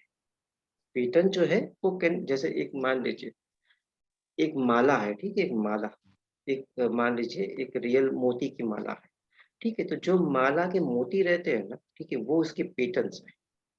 सारी पैटर्न्स मिलके एक चार्ट बनाता है। सारी पैटर्न्स जो है सिंगल, डबल, ट्रिपल मिलके कैंडलस्टिक्स चार्ट्स बनाती है। तो वैसे एक माला का जो मन का है, माला का एक मोती है, ठीक है, वो पूरी एक माला बनाता है। तो वो हो गया हमारा पर्टिकुलर, सपोज मान लो कैंडलस्टिक, और कैंडलस्टिक्स के ऊपर से चार्ट। ट्रेंड का मतलब क्या हुआ? ट्रेंड का मतलब ये हुआ कि बस आपका, हम बोलते हैं कि भाई मार्केट सेंटीमेंट जो है वो क्या है, मार्केट ब्रेथ क्या है। तो मार्केट ब्रेथ नेगेटिव है या मार्केट ब्रेथ पॉजिटिव है, उसका मतलब क्या हुआ कि भाई आज पैटर्न भले ही कोई बना हो, पॉजिटिव बना हो या नेगेटिव बना हो या न्यूट्रल बना हो, नेट नेट मार्केट में क्या लग रहा, तो वो हमारा ट्रेंड हो गया। एक ऑन गोइंग ट्रेंड हम बोल सकते हैं कि भाई अभी एक सिंबल से, एक मिनट मैं आपको क्लियर करवा देता हूँ। मान लीजिए ये आपके सामने यूरो यूएसडी, आप एक मुझे बताइए आपका पसंदीदा सपोज स्क्रिप्ट बताइए, आपको करेंसी पे देखना है, इक्विटी पे देखना है, या निफ्टी पे देखना है, किस पे देखना है? मैं अभी क्लियर कर देता हूँ आपको। दैट्स फाइन सर, ये यूरो यूएसडी भी चलेगा। ओके, देखो ये एक पैटर्न हो गया, जैसे एक चार्ट पैटर्न हो गया, डबल टॉप जिसको हम बोलेंगे। इतना समझ में आया? टॉप जी 1, टॉप 2। ओके, ये चार्ट पैटर्न हुआ। अभी चार्ट पैटर्न को अगर हमें इस चार्ट को बहुत जूम कर लो, ठीक है, तो जो आपने बोला था ऐसा कुछ पैटर्न्स मुझे यहाँ पे दिख रहा है कि एक हैमर होता है, तो ये हैमर वाली पैटर्न है। ये न्यूट्रल कैंडल जो हम लोग डिस्कस कर रहे थे, ठीक है, इसमें थोड़ा सा ग्रीन कलर दिख रहा है, अगर वो निग्लिजिबल है, जिसके ऊपर के हाई और लो को ध्यान में रखते हुए निग्लिजिबल। ये भी एक न्यूट्रल कैंडल है, ये भी एक न्यूट्रल कैंडल है, जिसको हम दोजी बोलेंगे। ये भी एक न्यूट्रल पैटर्न। तो ये पैटर्न्स जो है वो क्लियर कट पैटर्न हुआ हमारा। पैटर्न जो है, पैटर्न सारे पैटर्न ने मिलके चार्ट पैटर्न बनाया, डबल टॉप। और ये डबल टॉप बना, उसके बाद ये जो आपको ट्रेंड दिख रहा है ना, ऑल ओवर ट्रेंड, ये ट्रेंड हमें मिला। तो अगर कोई ये मुझे पूछे कि भाई ये कौन सा ट्रेंड चल रहा है, तो मैं बोलूँगा भाई ये अप ट्रेंड चल रहा है, जहाँ पे प्राइसेस ऊपर की तरफ जा रहे थे। कोई पूछे कि ये कौन सा ट्रेंड चल रहा है, डाउन को हम रेड से बताते हैं, तो हम बोले कि भाई ये डाउन ट्रेंड चल रहा है, जहाँ से प्राइस गिर रहा है। समझ में आया बात? जी सर। सर एक और पूछना था, लाइक और भी ट्रेडिंग चलती है, लाइक जो सेकंड ट्रेडिंग करते हैं, 30 सेकंड में बाय करते हैं एंड देन सेल करते हैं काइंड ऑफ, तो उसमें भी कैंडल स्टिक कैसे वर्क होती है? लाइक कुछ टूल्स है लाइक एक्सपर्ट ऑप्शन, देखो लाइक 30 सेकंड्स वाली जो बात है ना, आपने सुना होगा। हाँ 30 सेकंड्स वाली जो बात है ना, सेकंड्स जी वाली बात, ठीक है, वो हम बोलते हैं उसको कहीं ना कहीं आर्बिट्रेज बोलते हैं। आर्बिट्रेज का मतलब क्या हो गया कि आपने दो एक्सचेंज की कंपेयर, वो इंडिया में होता है, मान लीजिए बीएससी है और एनएससी है, ठीक है। अभी मैंने देखा कि बस कहीं ना कहीं रिलायंस का प्राइस जो है, रिलायंस का प्राइस यहाँ पे 2400 रुपए है बीएससी में, और रिलायंस का प्राइस एनएससी में 2402 रुपए चल रहा है, 2402 रुपए चल रहा है। तो इन दोनों के बीच में 2000 रुपए का जो स्टॉक है, उसमें 2 रुपए का फर्क आ रहा है, दो एक्सचेंज के बीच में। वो जल्द ही, सपोज मान लो वो जल्द ही इक्वल हो जाएगा, लेकिन आप मंडे आप देखिएगा, 10 स्क्रिप्ट सपोज मान लो आप पकड़िएगा, 10 में से 2-3 स्क्रिप्ट आपकी ऐसे मिल जाएगी कि जिसमें कहीं ना कहीं आपको दोनों एक्सचेंज में कहीं ना कहीं थोड़ा आपको नॉमिनल फर्क दिखेगा। तो मैं क्या करूंगा, ह्यूज क्वांटिटी यहाँ पे 2400 पे बाय कर लूंगा, बीएससी पे बाय करूंगा, एनएससी पे सेल करूंगा। समझ में? एक सेकंड, फ्रैक्शन ऑफ सेकंड में सपोज यहाँ से बाय किया और यहाँ से सेल कर दिया। एक मेथड ये हो गया जिसको हम बोलेंगे आर्बिट्रेज। और सेकंड जो है, सेकंड लोग जो है, भी मैं आपको यूरो यूएसडी पे ही बता रहा हूँ, ठीक है। 1 मिनट का चार्ट जो है, 1 मिनट का चार्ट, यहाँ पे आपको लाइव कैंडल मिलेगी। आपको ये कैंडल सभी चालू होगी 1 मिनट पे यूरो यूएसडी।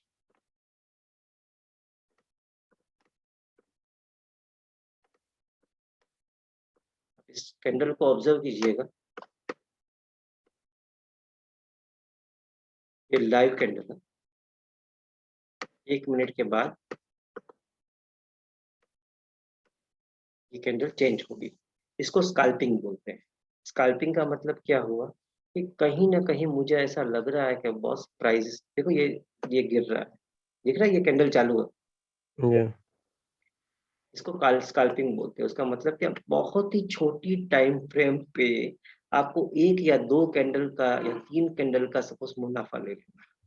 तो देखो ये यहाँ पे ग्रीन हो गया, हम्म, अब ये कैंडल खत्म हो गई, हम 1 मिनट पे बात कर रहे हैं, 1 मिनट पे बात कर रहे हैं, ठीक है।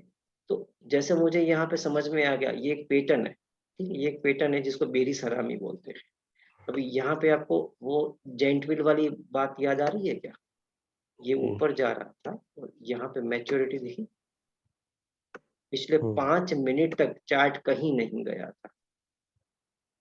1 2 3 4 5, उसके बाद रेड कैंडल दे के, बेरिस हरामी दे के कहीं ना कहीं चार्ट नीचे गया। तभी ये इसका एक सपोर्ट है, ये इसका एक सपोर्ट है। अभी देखो यहाँ पे भी इसको सपोर्ट मिला है, ये दिख रहा है, ये कैंडल, ये हम्म, ग्रीन कैंडल, ये वाला, ये ग्रीन कैंडल से प्राइसेस, ये एक एंगल्फिंग बुलिश पैटर्न है। तो यहाँ से प्राइसेस ऊपर गए थे, तो ये वापस सपोज अभी जो प्राइस है, प्राइस यही लेवल पे है, तो यहाँ पे हमें ग्रीन कैंडल मिलने की संभावना बनती है। क्योंकि पिछली बार जब प्राइस यहाँ पे आया था, यहाँ पे तब ग्रीन कैंडल बना था, तो यहाँ पे भी ग्रीन कैंडल मिलने की संभावना बनती है। अगर मान लीजिए ग्रीन कैंडल सपोज मान लो नहीं हुआ, अगर रेड बना, तो ये यहाँ तक नीचे गिर के ये जो लाइन जा रहा है ना, ये हमारा बहुत पहले हमने जो ट्रेंड लाइन ड्रॉ किया था वो है। तो यहाँ से इसको सपोर्ट मिलने की संभावना। अभी जो मैच्योरिटी यहाँ पे दिख रही है, पिछले 5 मिनट से मार्केट एकदम स्टेडी यहाँ पे हो गया था, ठीक है। देखिए ये 5 मिनट तक मार्केट यहाँ पे इसी रेंज में सपोज मान लो कि भी ट्रेड कर रहा था, उसके बाद गिर गया। तो वापस यही चीज मार्केट में मैच्योरिटी दिख रही है, पिछली हम्म, 1 2 3 4 5 कैंडल से मार्केट इसी लेवल पे ट्रेड कर रहा है, इससे नीचे नहीं जा रहा है। उसका मतलब कि ये जो यहाँ पे ऊपर जाने वाली चीजें जो है वो मैच्योर हुई थी, तो यहाँ पे नीचे गिरने वाली चीजें यहाँ पे मैच्योर हो गई, मार्केट जो यहाँ पे स्टेडी हो गया। हाँ सर, ये समझा मुझे, बट मुझे एक ये पूछना था कि अभी जैसे मान लो मैं सेकंड ट्रेडिंग कर रहा हूँ या मिनट ट्रेडिंग कर रहा हूँ, तो मुझे ये मैं कैसे डिसाइड करूँ कि जैसे आपने बोला कि 5 सेकंड तक या 5 मिनट तक वो उसी स्टेज पे था, अब ये स्टेज में आके मुझे बाय करना चाहिए, तो मुझे ये लग रहा है कि मुझे अभी ये डाउन स्टेज ही जाने वाला है, तो मुझे डाउन करना है या अभी मुझे ये पहले, स्टेज पे आके मुझे बाय करना है, काइंड ऑफ ओके, वो एक पहले तो पॉइंट। सर ये देखो, ये प्रोफेशनल, बेसिक्स ये बेसिक्स हाईली है। प्रोफेशनल ट्रेडिंग है, हाईली प्रोफेशनल ट्रेडिंग है।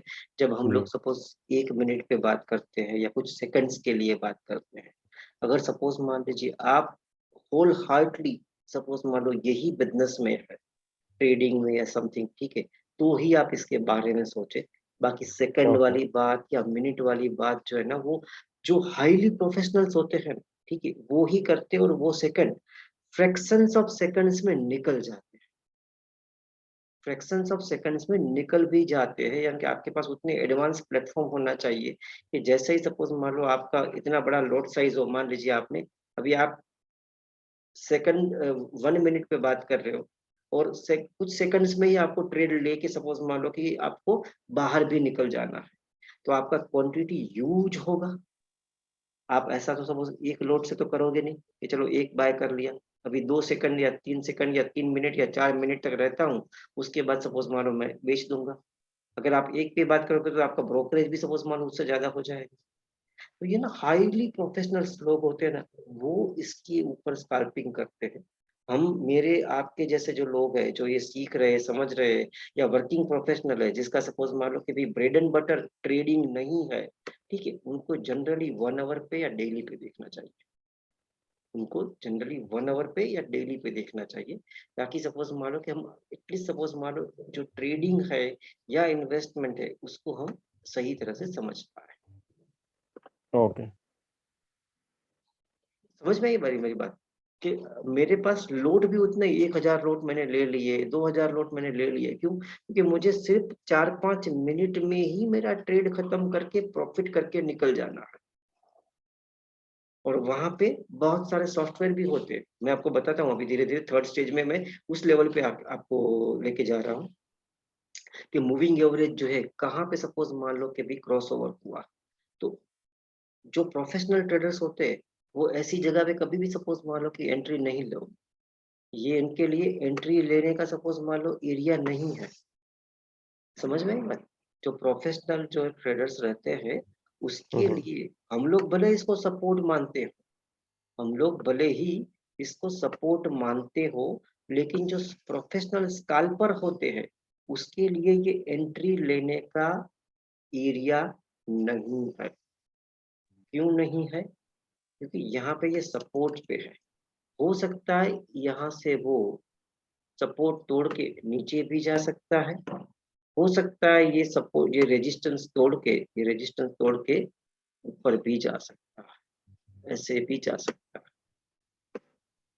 ऐसे भी जा सकता है। तो जो प्रोफेशनल लोग होते हैं वो क्या करते हैं, कहीं ना कहीं पहले तो जो 100% प्रोफेशनल होते हैं वो, यानी कि हमें यूज करने की कोई जरूरत नहीं, लेकिन अगर मेरा bread and butter he trading है, मेरा bread and butter he trading है, तो कहीं ना कहीं मैं कोई एडवांस सॉफ्टवेयर यूज करूंगा। हमें यूज करने की कोई जरूरत नहीं है क्योंकि हमारा ब्रेड एंड बटर जो है वो ट्रेडिंग नहीं है। लेकिन जो स्कैल्पर रहते हैं, ठीक है, जो आर्बिट्रेज करते हैं, ठीक है, उनके लिए सॉफ्टवेयर की जरूरत पड़े। तो सॉफ्टवेयर में होता क्या है, कहीं ना कहीं मैथमेटिकल फॉर्मूलाज हो। मैथमेटिकल फॉर्मूलाज को हम क्या बोलेंगे टेक्निकल लैंग्वेज में, इंडिकेटर बोलेंगे या ऑसिलेटर्स बोलेंगे। तो कितने लोगों ने नाम सुना हुआ है इंडिकेटर्स, ऑसिलेटर्स, नाम सुना हुआ है क्या कभी? हाँ सर सुना है। जैसे जिसका सपोज, यूज और ये आई मीन कैसे वर्क होता है वो पता नहीं। ओके, देखो ये सारे इंडिकेटर्स है पहली चीज। जैसे सबसे सबसे सपोज मान लो हम बोलते हैं कि बस सबसे पुराना इंडिकेटर और आज भी उतना ही सटीक इंडिकेटर कोई है ना, तो वो है मूविंग एवरेज। वो है मूविंग एवरेज। दुनिया में भले ही सपोज कितनी भी सपोज मान लीजिए कि एडवांस सिस्टम आ जाए, उसमें मूविंग एवरेज को रिस्पेक्ट देना ही पड़ेगा। मूविंग एवरेज को रिस्पेक्ट देना ही पड़ेगा। क्या है वो मैं आपको बताता हूँ अभी। तो इंडिकेटर्स जनरली 4 टाइप्स के होते हैं। लेगिंग होते हैं, लीडिंग होते हैं, ट्रेंड फॉलोइंग होते हैं जो हमें ट्रेंड का पता चलते हैं, और एक होते हैं मोमेंटम ऑसिलेटर्स या मोमेंटम इंडिकेटर्स। अभी हम सिर्फ मूविंग एवरेज की बात करें, सिर्फ मूविंग एवरेज, तो कभी आप लोगों ने सुना है क्या, जितने भी लोग अभी मुझे सुन रहे हैं, कि इसना 5 डेज मूविंग एवरेज है या 20 डेज मूविंग एवरेज है या 50 डेज मूविंग एवरेज है या 200 डेज मूविंग एवरेज है, ऐसा कहीं पे सुना है, पढ़ा है क्या आपने? कहीं पे सुना? नहीं मैंने तो नहीं सुना। ओके, नहीं सुना कभी भी। और किसी जी ने सर सुना हुआ है। सुना हुआ है, ठीक है, अकरम जी ने सुना हुआ है, ठीक है। और सपोज मान लो आलम जी आपने सुना है क्या, या विनोद जी आपने सुना है क्या? सर नहीं सर। नहीं सुना, ठीक है। आप कोई भी सपोज मान लो गूगल कर लीजिएगा, गूगल कर लीजिएगा, और यूरो यूरो यूएसडी एनालिसिस कर लीजिएगा, एयूडी एनालिसिस कर लीजिएगा। कहीं ना कहीं आप एनालिसिस आप सपोज मान लो कि भी करोगे ना, तो कहीं ना कहीं आपको देखने को मिलेगा कि it is on 5 day moving average, it is on 20-day moving average, it is on 50-day moving average और 200 days moving average। या मेरे पास अगर सपोज मान लो स्मार्ट इन्वेस्टमेंट का अगर इंग्लिश एडिशन आता है तो मैं आपको भेजूंगा, ठीक है। तो वहां पे भी आपको कहीं ना कहीं ऐसे वर्ड्स जो मिलेंगे कि ये अपनी 5 डे मूविंग एवरेज के ऊपर है, ये अपनी 20-डे मूविंग एवरेज के ऊपर है, 50-डे मूविंग एवरेज के ऊपर है, 200 डेज मूविंग एवरेज के ऊपर है। इन दोनों के बीच में भी एक मूविंग एवरेज आता है, इन दोनों के बीच में भी एक मूविंग एवरेज आता है, 100 डेज का मूविंग एवरेज, 100 डेज का मूविंग एवरेज। तो उसका मतलब क्या हुआ, जब भी 5 डेज की बात करेंगे ना, तो वो वीकली मूविंग एवरेज हो गया। क्योंकि दिन में 5 दिन ऑल ओवर वर्ल्ड मार्केट चलता है या स्टॉक मार्केट चलता है, मंडे टू फ्राइडे। तो पांचों दिन का अगर हम टोटल करें किसी भी स्टॉक का एवरेज सपोज मान लो निकाले, तो जो आएगा उसका 5 डेज मूविंग एवरेज आएगा। कोई भी सपोज स्टॉक मार्केट पकड़ लीजिए, वर्ल्ड मार्केट पकड़ लीजिए, ठीक है, वो ऑन एन एवरेज 20 डेज चलता है पूरे महीने में, पूरे महीने में 20 डेज चलता है। और कोई भी सपोज मान लो मार्केट जो है ना 3 महीने में, जो 3 महीने में 50 डेज चलता है। हम सैटरडे संडे निकाल देते हैं और पब्लिक हॉलीडेज निकाल देते हैं, तो जनरली मार्केट 50 डेज चलता है। वैसे ही अगर सपोज मान लो 6 मंथ का हम लोग एनालिसिस करें, 180 डेज का एनालिसिस करें, तो ऑन एन एवरेज 6 मंथ में मार्केट 100 डेज जो है वो वर्किंग रहता है। और पूरे एक साल का अगर हम एनालिसिस करें, एक साल का, तो जिसमें 52 आप संडे निकाल दीजिए, 52 सैटरडे निकाल दीजिए, और जितनी भी पब्लिक हॉलीडेज है जहाँ पे वर्ल्ड मार्केट बंद रहा था या स्टॉक मार्केट बंद रहा था, तो एक साल में एक मिनट पानी पी लूं जरा। एक साल में कहीं ना कहीं सपोज मान लो मार्केट जो है मार्केट हम बोल सकते हैं कि 200 दिन चलता है, 200 दिन चलता है। तो ये जो एवरेजेस है, ये जो एवरेजेस है वो कहीं ना कहीं जो दिन चलता है, जितनी दिन चलता है मार्केट, इसके ऊपर सपोज मान लो इसके ऊपर से डिफाइन होता है। तो हम लोग एक बहुत ही शानदार सुपर कॉम्बिनेशन लेने वाले हैं अभी, कि जो आपकी आंखें खोल देगा, क्लियर कट आपकी आंखें खोल देगा कि बस ये इतना सटीक जो है, सटीक सपोज काम करता है। तो हम लोग क्या करेंगे, 5 डेज का यानी कि वीकली हो गया, और 20 डेज का यानी कि मंथली हो गया। तो हम 20 और मंथली का कॉम्बिनेशन, यानी कि सॉरी, वीकली और मंथली का कॉम्बिनेशन यहाँ पे करके मैं आपको बताऊंगा।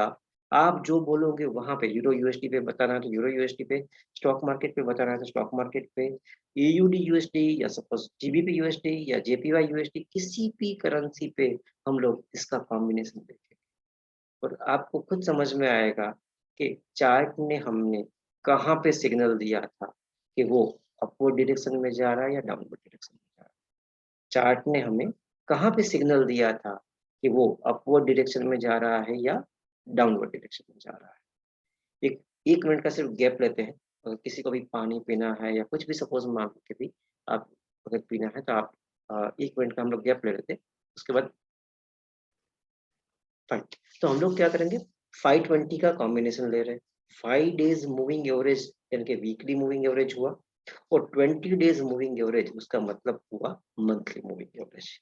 हम उसका कॉम्बिनेशन जो है, अभी मुझे ये बताइए, कभी आप लोगों ने मूविंग एवरेज को चार्ट पर लगाया है क्या? सोहेल जी आपने, या सपोज मान लीजिए कि भी किरण कुमार साहब आपने, या आलम जी आपने, या विनोद जी आपने कभी भी देखा है क्या मूविंग एवरेज का कॉम्बिनेशन देखा है चार्ट के साथ? नहीं सर, मैंने नहीं देखा। ओके, नहीं देखा। और किसी ने देखा है क्या? No sir. ओके, चलो। यस सर, हाँ बोलिए ना। ये सब देखा हुआ है। देखा हुआ, आलम जी ने, अकरम जी ने देखा हुआ है, बाकी सारे ने नहीं देखा। देखो सर, आपकी ना आंखें खुल जाएगी।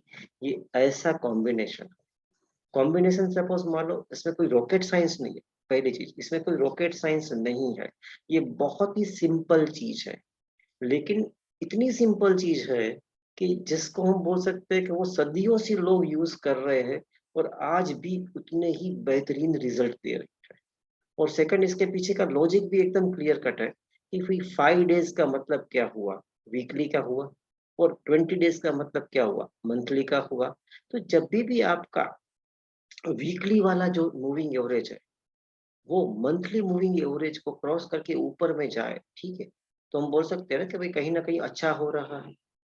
फॉर एग्जाम्पल मैं आपको ये बोल रहा हूँ, ठीक है, कि मान लीजिए एकदम जिन लोगों ने मूविंग एवरेज यूज नहीं किया है, ठीक है, मैं उनको समझ में आ जाए ना, उसके लिए इतना सिंपल एग्जाम्पल दे रहा हूँ। मान लीजिए एग्जाम्स चल रही है, ठीक है, और पूरे साल का सपोज मान लो एग्जाम्स आ रहा है। तो अभी आपको पूरे साल एवरेज मार्क्स आ रहे थे, पूरे साल एवरेज मार्क्स आ रहे थे। तो आपका 20 डे का मूविंग एवरेज जो है, ठीक है, वो एक एवरेज मार्क, कहीं ना कहीं सपोज मान लो पूरे साल में 20 एग्जाम्स हुई, ठीक है, उसमें आपको कहीं ना कहीं एवरेज मार्क 65% आए। पूरे साल में 20 एग्जाम हुई, 20 एग्जाम, मान लीजिए मंथ में 2 बार एग्जाम आई, हर 15 दिन में एग्जाम, हर 15 दिन में एग्जाम, ठीक है, तो 12 महीना होता है, 24 एग्जाम हुई, ठीक है, तो 24 के एग्जाम को छोड़ के हम 20 एग्जाम पकड़ते हैं। तो साल में जो पर्टिकुलर 20 एग्जाम हुई उसमें आपको एवरेज 65 मार्क्स आए। लेकिन पिछली जो 5 एग्जाम गई, ठीक है, उसमें आपने ऑलमोस्ट 85 95 के आजू बाजू मार्क्स स्कोर कर दिए। उसका मतलब कहीं ना कहीं ये हो रहा है ना कि बस अभी जो आपका ट्रैक रिकॉर्ड है, ठीक है, वो अच्छा हो रहा है। जो पूरे साल में आपको 20 एग्जाम्स हुई थी, उसमें आपको 65% मार्क आए थे, और अभी जो लास्ट 5 टेस्ट आपकी हुई, एग्जामिनेशन हुआ आपका, उसमें आपको 85% मार्क हुए। तो जो रिसेंट सिनारियो आपका है, वो आपका रिजल्ट जो है वो इम्प्रूव हो रहा है, ऐसा हम मान सकते हैं। सोही जी, इतना हम मान सकते हैं कि आपका रिजल्ट इम्प्रूव हो रहा है। जी सर, हो रहा है, इम्प्रूव हो रहा है। और हाँ, रहा सर मूविंग एवरेज का मैं इस्तेमाल किया हूँ, वो ओके भी ऑप्शन ऑप्शन पे इस्तेमाल किया हूँ, ओके और मूविंग एवरेज सर बहुत अच्छा काम करता है। Okay okay. तो आपने किया है, ठीक है। किरण कुमार साहब से हम पूछते हैं। किरण कुमार साहब, जो मैंने एग्जांपल दिया आपने कभी यूज नहीं किया है, ठीक है। आप सिर्फ मुझे इतना बताइए कि पूरे साल में मान लीजिए आपको जो एग्जाम में मार्क आए थे, एक मिनट मैं थोड़ा म्यूट कर देता हूँ बाकी सारे लोगों को, तभी पीछे आए। पूरे सपोज साल में 20 एग्जाम हुई, उसमें आपको 65% मार्क आए, और जो लास्ट 5 एग्जाम हुई उसमें आपको 85% मार्क आए। तो कहीं ना कहीं हम ऐसा सोच सकते हैं कि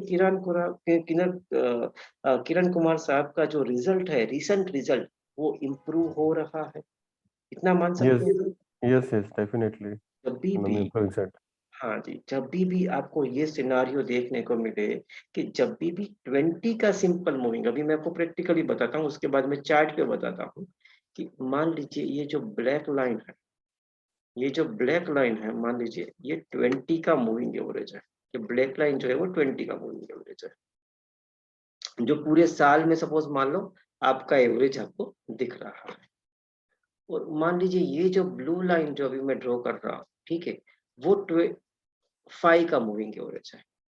तो 5 का मूविंग एवरेज जो है, अगर सपोज मान लो ऑल ऑफ सडन जो है यहाँ से क्रॉस हो जाए, तो हम बोल सकते हैं कि ये एरिया जो है, ये एरिया पे ऐसा कुछ हुआ है जहां पे ऑन एन एवरेज 20 वाली जो मूविंग एवरेज है, उसको 5 वाली जो मूविंग एवरेज है, उसने क्रॉस करके ऊपर की तरफ निकल गई।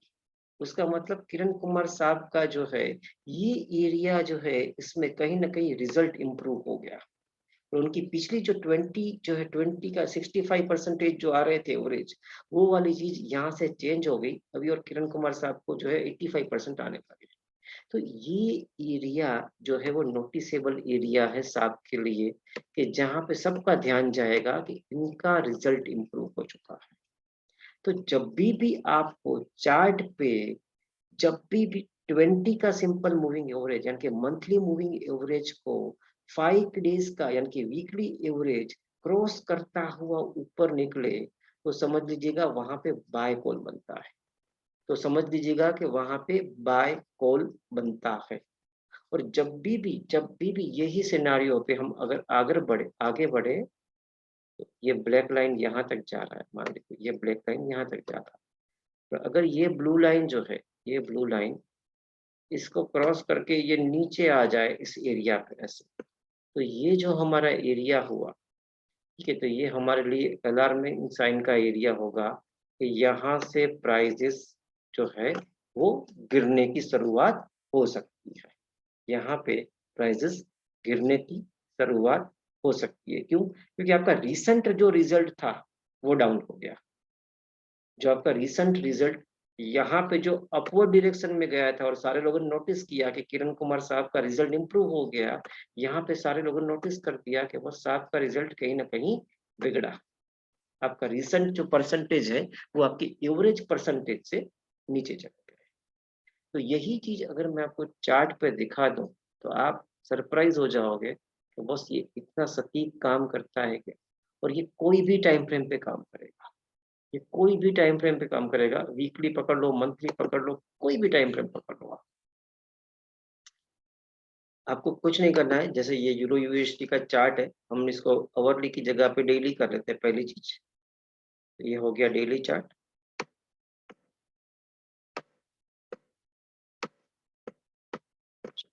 ये हो गया हमारा डेली चार्ट।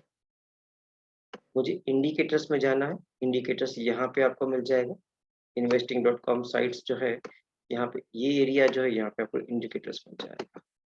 यहाँ पे हम ये जाएंगे, आपको MOV पकड़ना है।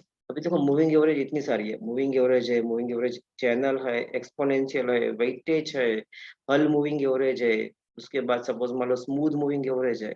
हमें clear cut either moving average select करना है या एक्सपोनेंशियल मूविंग एवरेज सिलेक्ट करना है। अभी मर्जी है आपकी, ठीक है, आपको क्या सिलेक्ट करना है, लेकिन लोग जनरली एक्सपोनेंशियल मूविंग एवरेज ज्यादा यूज करते हैं।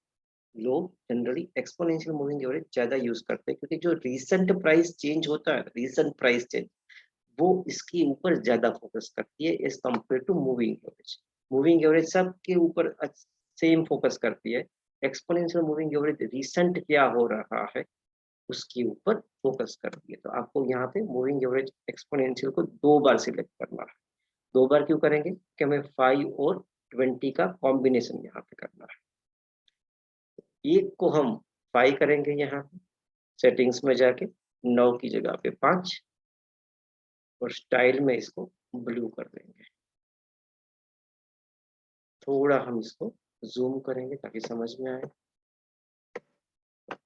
तो ये जो 9 का है उसकी जगह पे सेटिंग्स में जाके वो जो ब्लू है उसकी जगह पे रेड करेंगे,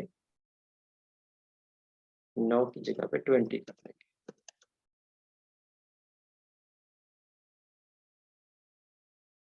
तो ये हो गया क्लियर कट, सपोज मान लो मूविंग एवरेज का कॉम्बिनेशन चार्ट के ऊपर। जहां पे भी आपका ब्लू लाइन रेड लाइन से ऊपर जा रहा है वो आपको बाय कॉल इंडिकेट कर रहा है कि यहाँ से रिजल्ट इंप्रूव हुए थे, यहाँ से रिजल्ट इंप्रूव हुए थे। एक मिनट, कलर थोड़ा चेंज कर दो, यहाँ से रिजल्ट इंप्रूव हुए थे। जहां पे भी आपको ऐसा लगेगा कि यह क्रॉसओवर नेगेटिव है, ठीक है, तो यहाँ पे गिरावट देखने को मिलेगी। क्यों? क्योंकि 5 का रिसेंट लाइन जो है वो 20 की लाइन से नीचे चला गया।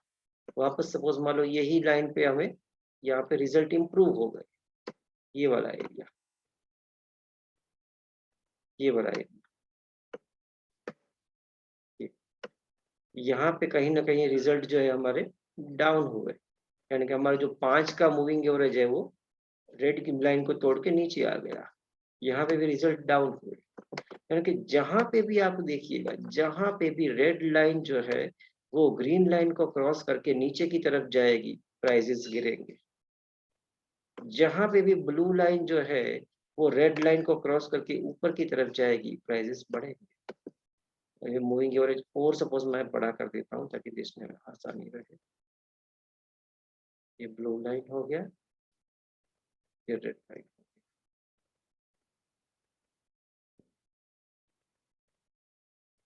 वापस यहाँ पे भी देखो ब्लू लाइन रेड लाइन को क्रॉस करके नीचे की तरफ जा रहा है, तो हमें गिरावट आ रही है। तो जो सेकंड वाली बात कर रहे थे ना, तो वो एग्जैक्टली यहाँ पे एंट्री लगाते थे। वो लोग एग्जैक्टली यहाँ पे कहीं पे एंट्री ले लेते और कुछ ही टाइम पे निकल जाते, कुछ ही समय में निकल जाते।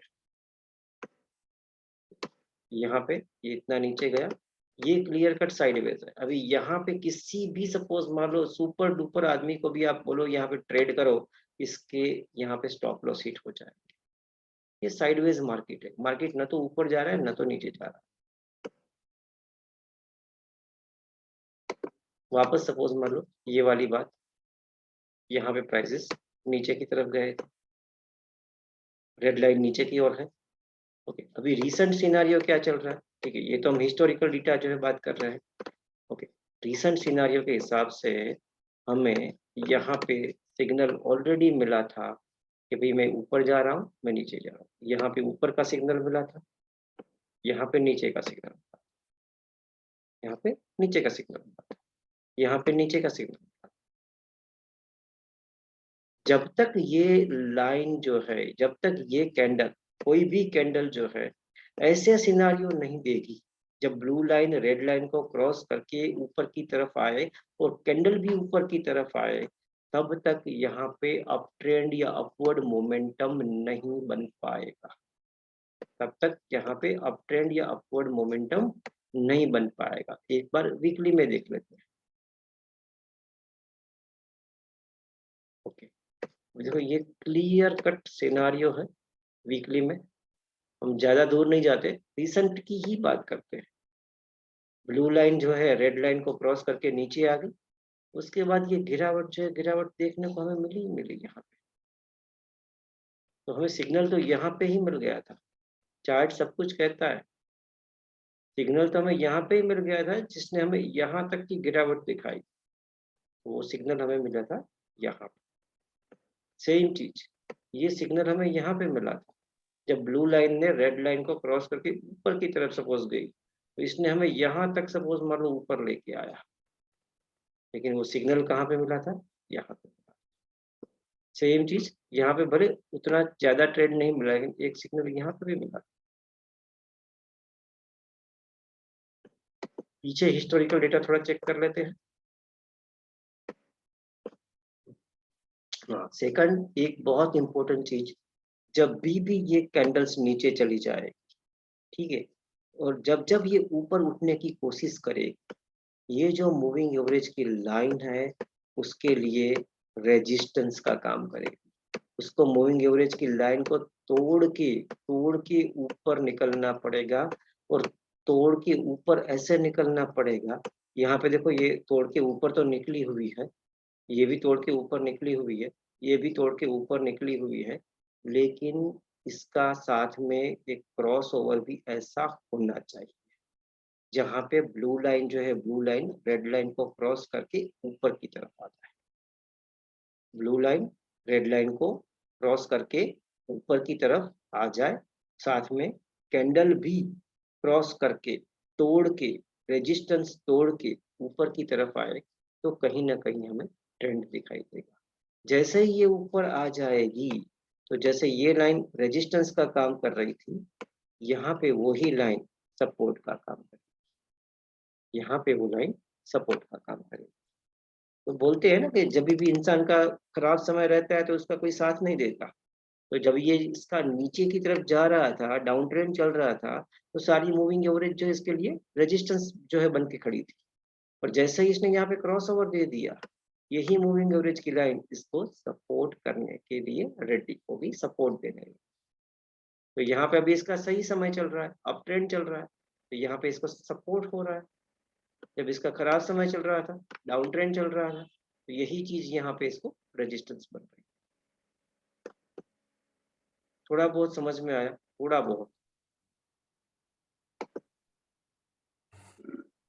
जी सर, ये कंसेप्ट तो समझा मुझे, बट ये जो आपने रेड लाइन और ये ब्लू लाइन बनाई थी with the help of this tool, वो कैसे की थी, वो मैं ओके, शायद मिस किया। फाइन, मैंने वापस निकाल दूँ। investing.com वेबसाइट है, ठीक है। जी आप ये कहीं पे नोट कर लीजिएगा, या सपोज मैं यूआरएल जो है भेज देता हूँ आपको। सर, ये आई मीन फ्री वेबसाइट है कि फ्री, कैसा एकदम है? फ्री वेबसाइट है। मैं 2013 अच्छा, से ये यूज कर रहा हूँ, ओके। ठीक है, 2013 से यूज कर रहा हूँ।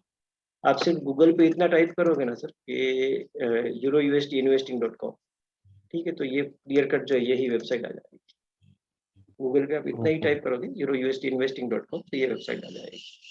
जैसे सपोज ये चार्ट हो जाए, तो एक काम करता हूँ, मैं आपको फिर से पूरा बता देता हूँ।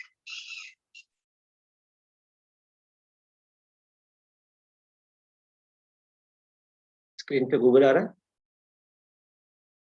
जी जी आ रहा है। EuroUSD इन्वेस्टिंग, पहला ही हाइपरलिंक आ जाएगा। ओके ओके, जैसे ही सपोज ऐसा आ जाए, आपको क्या करना है, टेक्निकल चार्ट्स पे जाना है। ये रहा टेक्निकल चार्ट। जैसे टेक्निकल चार्ट्स आ जाए, यहाँ पे चार्ट लोड होगा 1 मिनट में, इसको एनलार्ज कर दें। एनलार्ज हो जाए, ये जो है, ठीक है, ये यहाँ पे चार्ट के टाइप्स दिए हुए, हमें कैंडलस्टिक्स चार्ट पकड़ना है। कैंडलस्टिक्स चार्ट आ गया। हम लोग डिस्कस कर रहे थे वीकली पे, तो ये टाइम फ्रेम पे अलग अलग, ये टाइम फ्रेम है, तो हमें ड्रॉप डाउन मेन्यू से वीकली सिलेक्ट कर लेना है। उसके बाद ये एरिया में आपको मिल जाएगा इंडिकेटर्स, सेटिंग्स के बाजू वाला बटन। ओके वहां पे आपको ड्रॉप डाउन मेनू मिलेगा पूरा। यहाँ पे आपको टाइप करना है MOVI, मूविंग एवरेज में से मूविंग एवरेज एक्सपोनेंशियल, ये वाला। ओके इसके ऊपर 2 बार क्लिक करना है। आप चाहे तो मूविंग एवरेज क्रॉस भी यूज कर सकते हो अगर इसमें अवेलेबल है तो, लेकिन यहाँ पे आप 2 बार क्लिक करोगे तो एक लाइन यहाँ पे आ जाएगी। एक्चुअली ये 2 लाइन है, लेकिन दोनों की वैल्यू एक है तो हमें एक दिख रहा है। इसके सेटिंग्स में जाना है, 9 की जगह पे 5 कर देना है ताकि हमें वीकली एवरेज मिले, और ब्लू को थोड़ा थिक कर देना है। यहाँ पे ये में 9 है, सेटिंग्स में जाना है, ब्लू की जगह पे रेड कर देना है, थोड़ा थिक कर देना है। इनपुट्स में जाके यहाँ पे 9 की जगह पे 20 कर देना है, हमें मंथली मूविंग एवरेज मिल जाए। ये हो गया। फिर भी समझ में ना आए तो ये रिकॉर्डिंग में आपको भेज दूंगा, एकदम लास्ट पार्ट देखिएगा, ये लास्ट पार्ट में ही हम लोग डिस्कस कर रहे हैं। ओके समझ में आया? थोड़ा बहुत समझ में आया? जी जी। तो एक वीकली वाला और एक मंथली वाला लाइन है, राइट? हाँ, एक वीकली वाला है, एक मंथली वाला है। जो 5 है वो देखिए वीकली है और 20 ओके है वो मंथली है। Okay got it.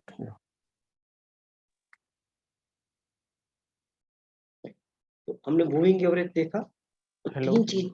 हाँ बोलिए ना सर। सर, मैं ये कह रहा ना कि सर वो आप जो रिकॉर्डिंग है ना सर भेज दीजिएगा वो। हाँ हाँ भेजूंगा ना, 100% भेजूंगा। Okay sir. ठीक है, ये चीज है। हमने डिस्कस क्या किया, पहले हमें कैंडलस्टिक्स पैटर्न्स देखना है। स्टेप 2 आएगा सपोज मान लो चार्ट पैटर्न्स, और स्टेप 3 में इंडिकेटर्स ऑसिलेटर्स आएंगे। ये सारी चीजें अगर हम मिलाएंगे ना तो एक पूरा का पूरा, जब हम बोलेंगे बस एक प्रॉपर चार्ट को कैसे एनालाइज करें, including candlesticks pattern, chart pattern और इंडिकेटर्स और ऑसिलेटर्स। तो ये हम यहाँ पे सपोज मान लो आज डिस्कस क्या किया हमने, आज हमने ये डिस्कस किया सबसे खतरनाक पैटर्न दोजी। दोजी जब बनता है, जब न्यूट्रल कैंडल इसको बोलते हैं, न्यूट्रल कैंडल के बाद जो कैंडल सपोज मिलता है ना, इधर ग्रीन मिले तो हम बोल सकते हैं कि अपवर्ड डायरेक्शन में चार्ट जा सकता है, और अगर मान लीजिए कि दोजी के बाद अगर रेड मिले तो हम बोल सकते हैं कि डाउनवर्ड डायरेक्शन में चार्ट जा सकता है। ये प्रैक्टिकली हमने यूरो यूएसडी पे सपोज देखा डबल टॉप। प्रैक्टिकली ये तो गूगल का पिक है, लेकिन प्रैक्टिकली हमें मौका मिल गया कि यूरो यूएसडी में वीकली में डबल टॉप मिला था, और डबल टॉप का जैसे ही नेकलाइन टूटा, ठीक है, हमें कहीं ना कहीं सपोज मान लो गिरावट देखने को मिली। ये 5200 है। ये 5200 का मतलब क्या हो गया, ये बस 3 मंथ और 1 ईयर हमने वही चीज 520 पे देखी। 520 पे हमें जल्दी अर्ली सिग्नल देगी एज कम्पेयर टू 5200, लेकिन कॉम्बिनेशन ये जो है यही काम करता है। 520 का जो है आपको जल्दी अर्ली सिग्नल देगा, 5200 जो है वो यानी कि 3 महीने का 1 साल का कहीं ना कहीं आपको थोड़ा लेट सिग्नल देगा। बाकी पूरा लॉजिक यही है कि ब्लू लाइन जो है, ब्लू लाइन रेड लाइन को क्रॉस करके क्लियर कट आगे निकले। किरण कुमार साहब, थोड़ा बहुत ऐसा लग रहा है कि यार आज कुछ 2 घंटे में मुझे नया जानने को मिला। जी डेफिनेटली, ये जो पैटर्न था वो मेरे लिए नया ही था। ओके, तो यही था एजुकेशन था, एक क्लियर कट एक ट्रांसफॉर्मेशन जर्नी है कि बस अपने आप को कैसे सपोज मान लो अपग्रेड करें, चार्ट को कैसे सपोज मान लो कि हम देखें। तो सिर्फ इतना इतना नहीं होता कि जो हमने सपोज मान लो देखा, ये पूरा एक सपोज जो है पूरा एक सीक्वेंस होता है कि अभी हम एनालिसिस क्यों करते हैं, टेक्निकल एनालिसिस क्या है, डाउ थियरी क्या है, different type of candlestick patterns और चार्ट पैटर्न्स क्या होता है, सपोर्ट रेजिस्टेंस क्या होता है।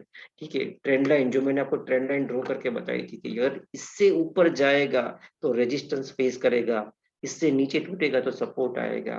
उसके बाद हम लोग जो बात कर रहे थे ग्रीड, फियर, सेंटीमेंट और साइकोलॉजी की, वो सारी चीजें कैंडलस्टिक ही हमें बताती है कि बस कैंडलस्टिक के पीछे ग्रीड है या फियर है, यानी कॉन्फिडेंस है या पैनिक है।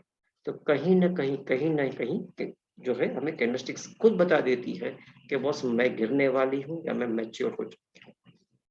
सेंटीमेंट्स को मैंने 2 कलर में रखा हुआ, उसका मतलब कि जो ग्रीन कलर है वो ग्रीन कलर आपको पॉजिटिव सेंटीमेंट दिखा रहे हैं, और जो रेड कलर है वो आपको कहीं ना कहीं नेगेटिव सेंटिमेंट्स दिखाते हैं। तो मार्केट में दो टाइप के सेंटिमेंट्स होते हैं, पॉजिटिव भी होता है, नेगेटिव भी होता है। हमने सिर्फ मूविंग एवरेज देखा, हमने सिर्फ मूविंग एवरेज देखा, ये वाली चीज देखी हमने यहाँ पे अभी जो मैंने आपको बताया 520 का, तो वो सिर्फ ये था मूविंग एवरेज क्रॉसओवर। अगर एनालिसिस करें तो बोलिंगर बैंड्स जो है, जो मैं बता रहा था किसी को कि मैंने बोलिंगर बैंड्स के ऊपर वेबिनार इंडिया में किया था कोरोना टाइम में, इसमें 675 पार्टिसिपेंट्स आए थे। तो ये मेरा आज तक का हाईएस्ट स्कोर है कि जहाँ पे एक साथ 675 लोगों को मैंने एड्रेस किया और बोलिंगर बैंड समझाया था मैंने। उसके बाद MACD होता है, स्टोकेस्टिक्स होता है, DMI होता है, ये सारी चीजें चार्ट्स पे हम लोग लगा के चार्ट्स को कैसे आइडेंटिफाई करते हैं, प्रोफेशनल ट्रेडर कैसे चार्ट को आइडेंटिफाई करता है, वो सारी चीजें एजुकेशन में आती है। तो जो मैं बोलता हूँ, लोग मुझे बुलाते हैं, कॉलेज में बुलाते हैं, तो इसके लिए ही बुलाते हैं कि बस ये आप आओ और चार्ट को कैसे आइडेंटिफाई करते हैं, ठीक है, उसका सपोज मान लो कि भाई आप जो है आप मुझे बताओ कि भाई जो स्टूडेंट्स है उसको बताओ, ताकि उसको जो सिक्योरिटी एनालिसिस और पोर्टफोलियो एंड मैनेजमेंट है उसमें उनको समझ में आए। ये थोड़ा एडवांस लेवल का है जो मैं बोल रहा हूँ कि बस मैं स्विंग ट्रेडर, ठीक है, तो मैं स्विंग ट्रेडिंग यूज करता हूँ। तो कैसे यूज करता हूँ, इसमें फिबोनाकी जो है, फिबोनाकी कैसे सपोज पार्ट आएगा, गैप जो होता है, कभी कभी हम बोलते हैं कि गैप अप हुआ, गैप डाउन हुआ, तो गैप अप और गैप डाउन में भी कहीं ना कहीं पीछे लॉजिक रहता है कि आज गैप अप हो गया, यानी कि आपको मालूम है, जैसे सपोज मान लो, एक मिनट मैं आपको बताऊं, निफ्टी का चार्ट कितने लोग जानते हैं, मीन्स कि आप में से निफ्टी का चार्ट कितने लोग देखते हैं? जी सर, मैं देखता हूँ। आप देखते हो ना निफ्टी का चार्ट। अभी देखो मैं आपको एक चीज बताता हूँ, एक मिनट, ओके, ये डेली पे आपको ज्यादा देखने को मिलेगा, ठीक है, ये सब मैं निकाल देता हूँ। एक मिनट आपको जरा म्यूट कर लीजिए। मार्केट गिरा था ना अभी बीच में, मार्केट में ना मेरे जो बैचेस चलते हैं उसमें बार बार बोल रहा था, एक मिनट, हाँ, मैं जो शाम को लोगों को बार बार बोल रहा था कि मुझे चार्ट जो है ना, चार्ट देख के डर लग रहा है, चार्ट देख के डर लग रहा है। क्यों डर लग रहा था मुझे ये गैप दिख रहा था। देखो ये गैप जो आया था, ये गैप, उसके बाद चार्ट गिरा था। ये किसी ने ऑब्जर्व नहीं किया था, लेकिन ये गैप थियरी में आता है। इसके बाद चार्ट गिरा था, उसके बाद सेम गैप यहाँ पे आया था, उसके बाद चार्ट गिरा था, उसके बाद सेम ये जो एरो है ना, एरो वहां पे है, उसके बाद चार्ट गिरा था, उसके बाद वापस सपोज मान लो सेम गैप यहाँ पे आया था, उसके बाद चार्ट गिरा था।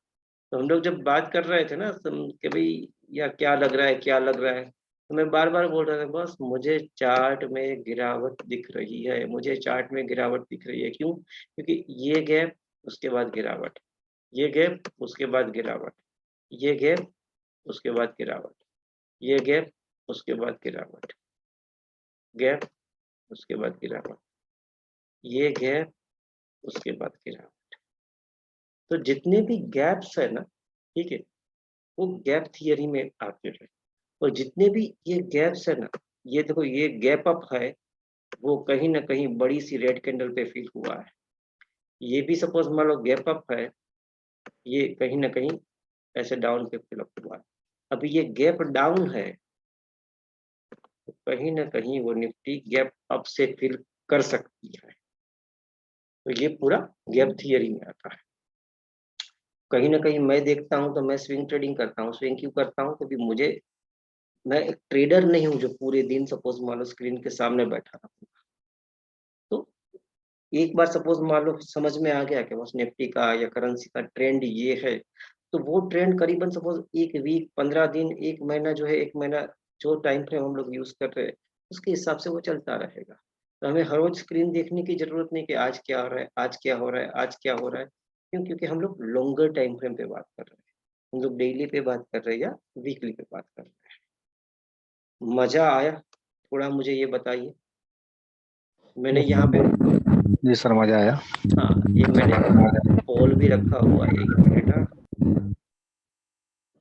अगर सपोज आपको ये वेबिनार कैसा लगा। पहला वेबिनार था दुबई के लिए, किसी ने मुझे रिक्वेस्ट किया था कि योग यार तू एक दुबई के लिए कर दे, तो मैंने ठीक है यार जरूर करूँगा। तो आपको जितना भी जैसे अच्छा लगा है तो आप मुझे बता सकते हो, आपको बुरा लगा है तो आप मुझे सजेशन दे सकते हो कि कैसा आपको ये वेबिनार लगा। सर मेरे 1-2 क्वेश्चन थे अभी मेरे बोलो पास। ना। मैं एक हाँ काम सर, करता एक हूँ, रिकॉर्डिंग स्टॉप कर लेता हूँ ताकि जी ज़्यादा जी सपोज मानो कि भी बड़ा रिकॉर्डिंग ना हो जाए।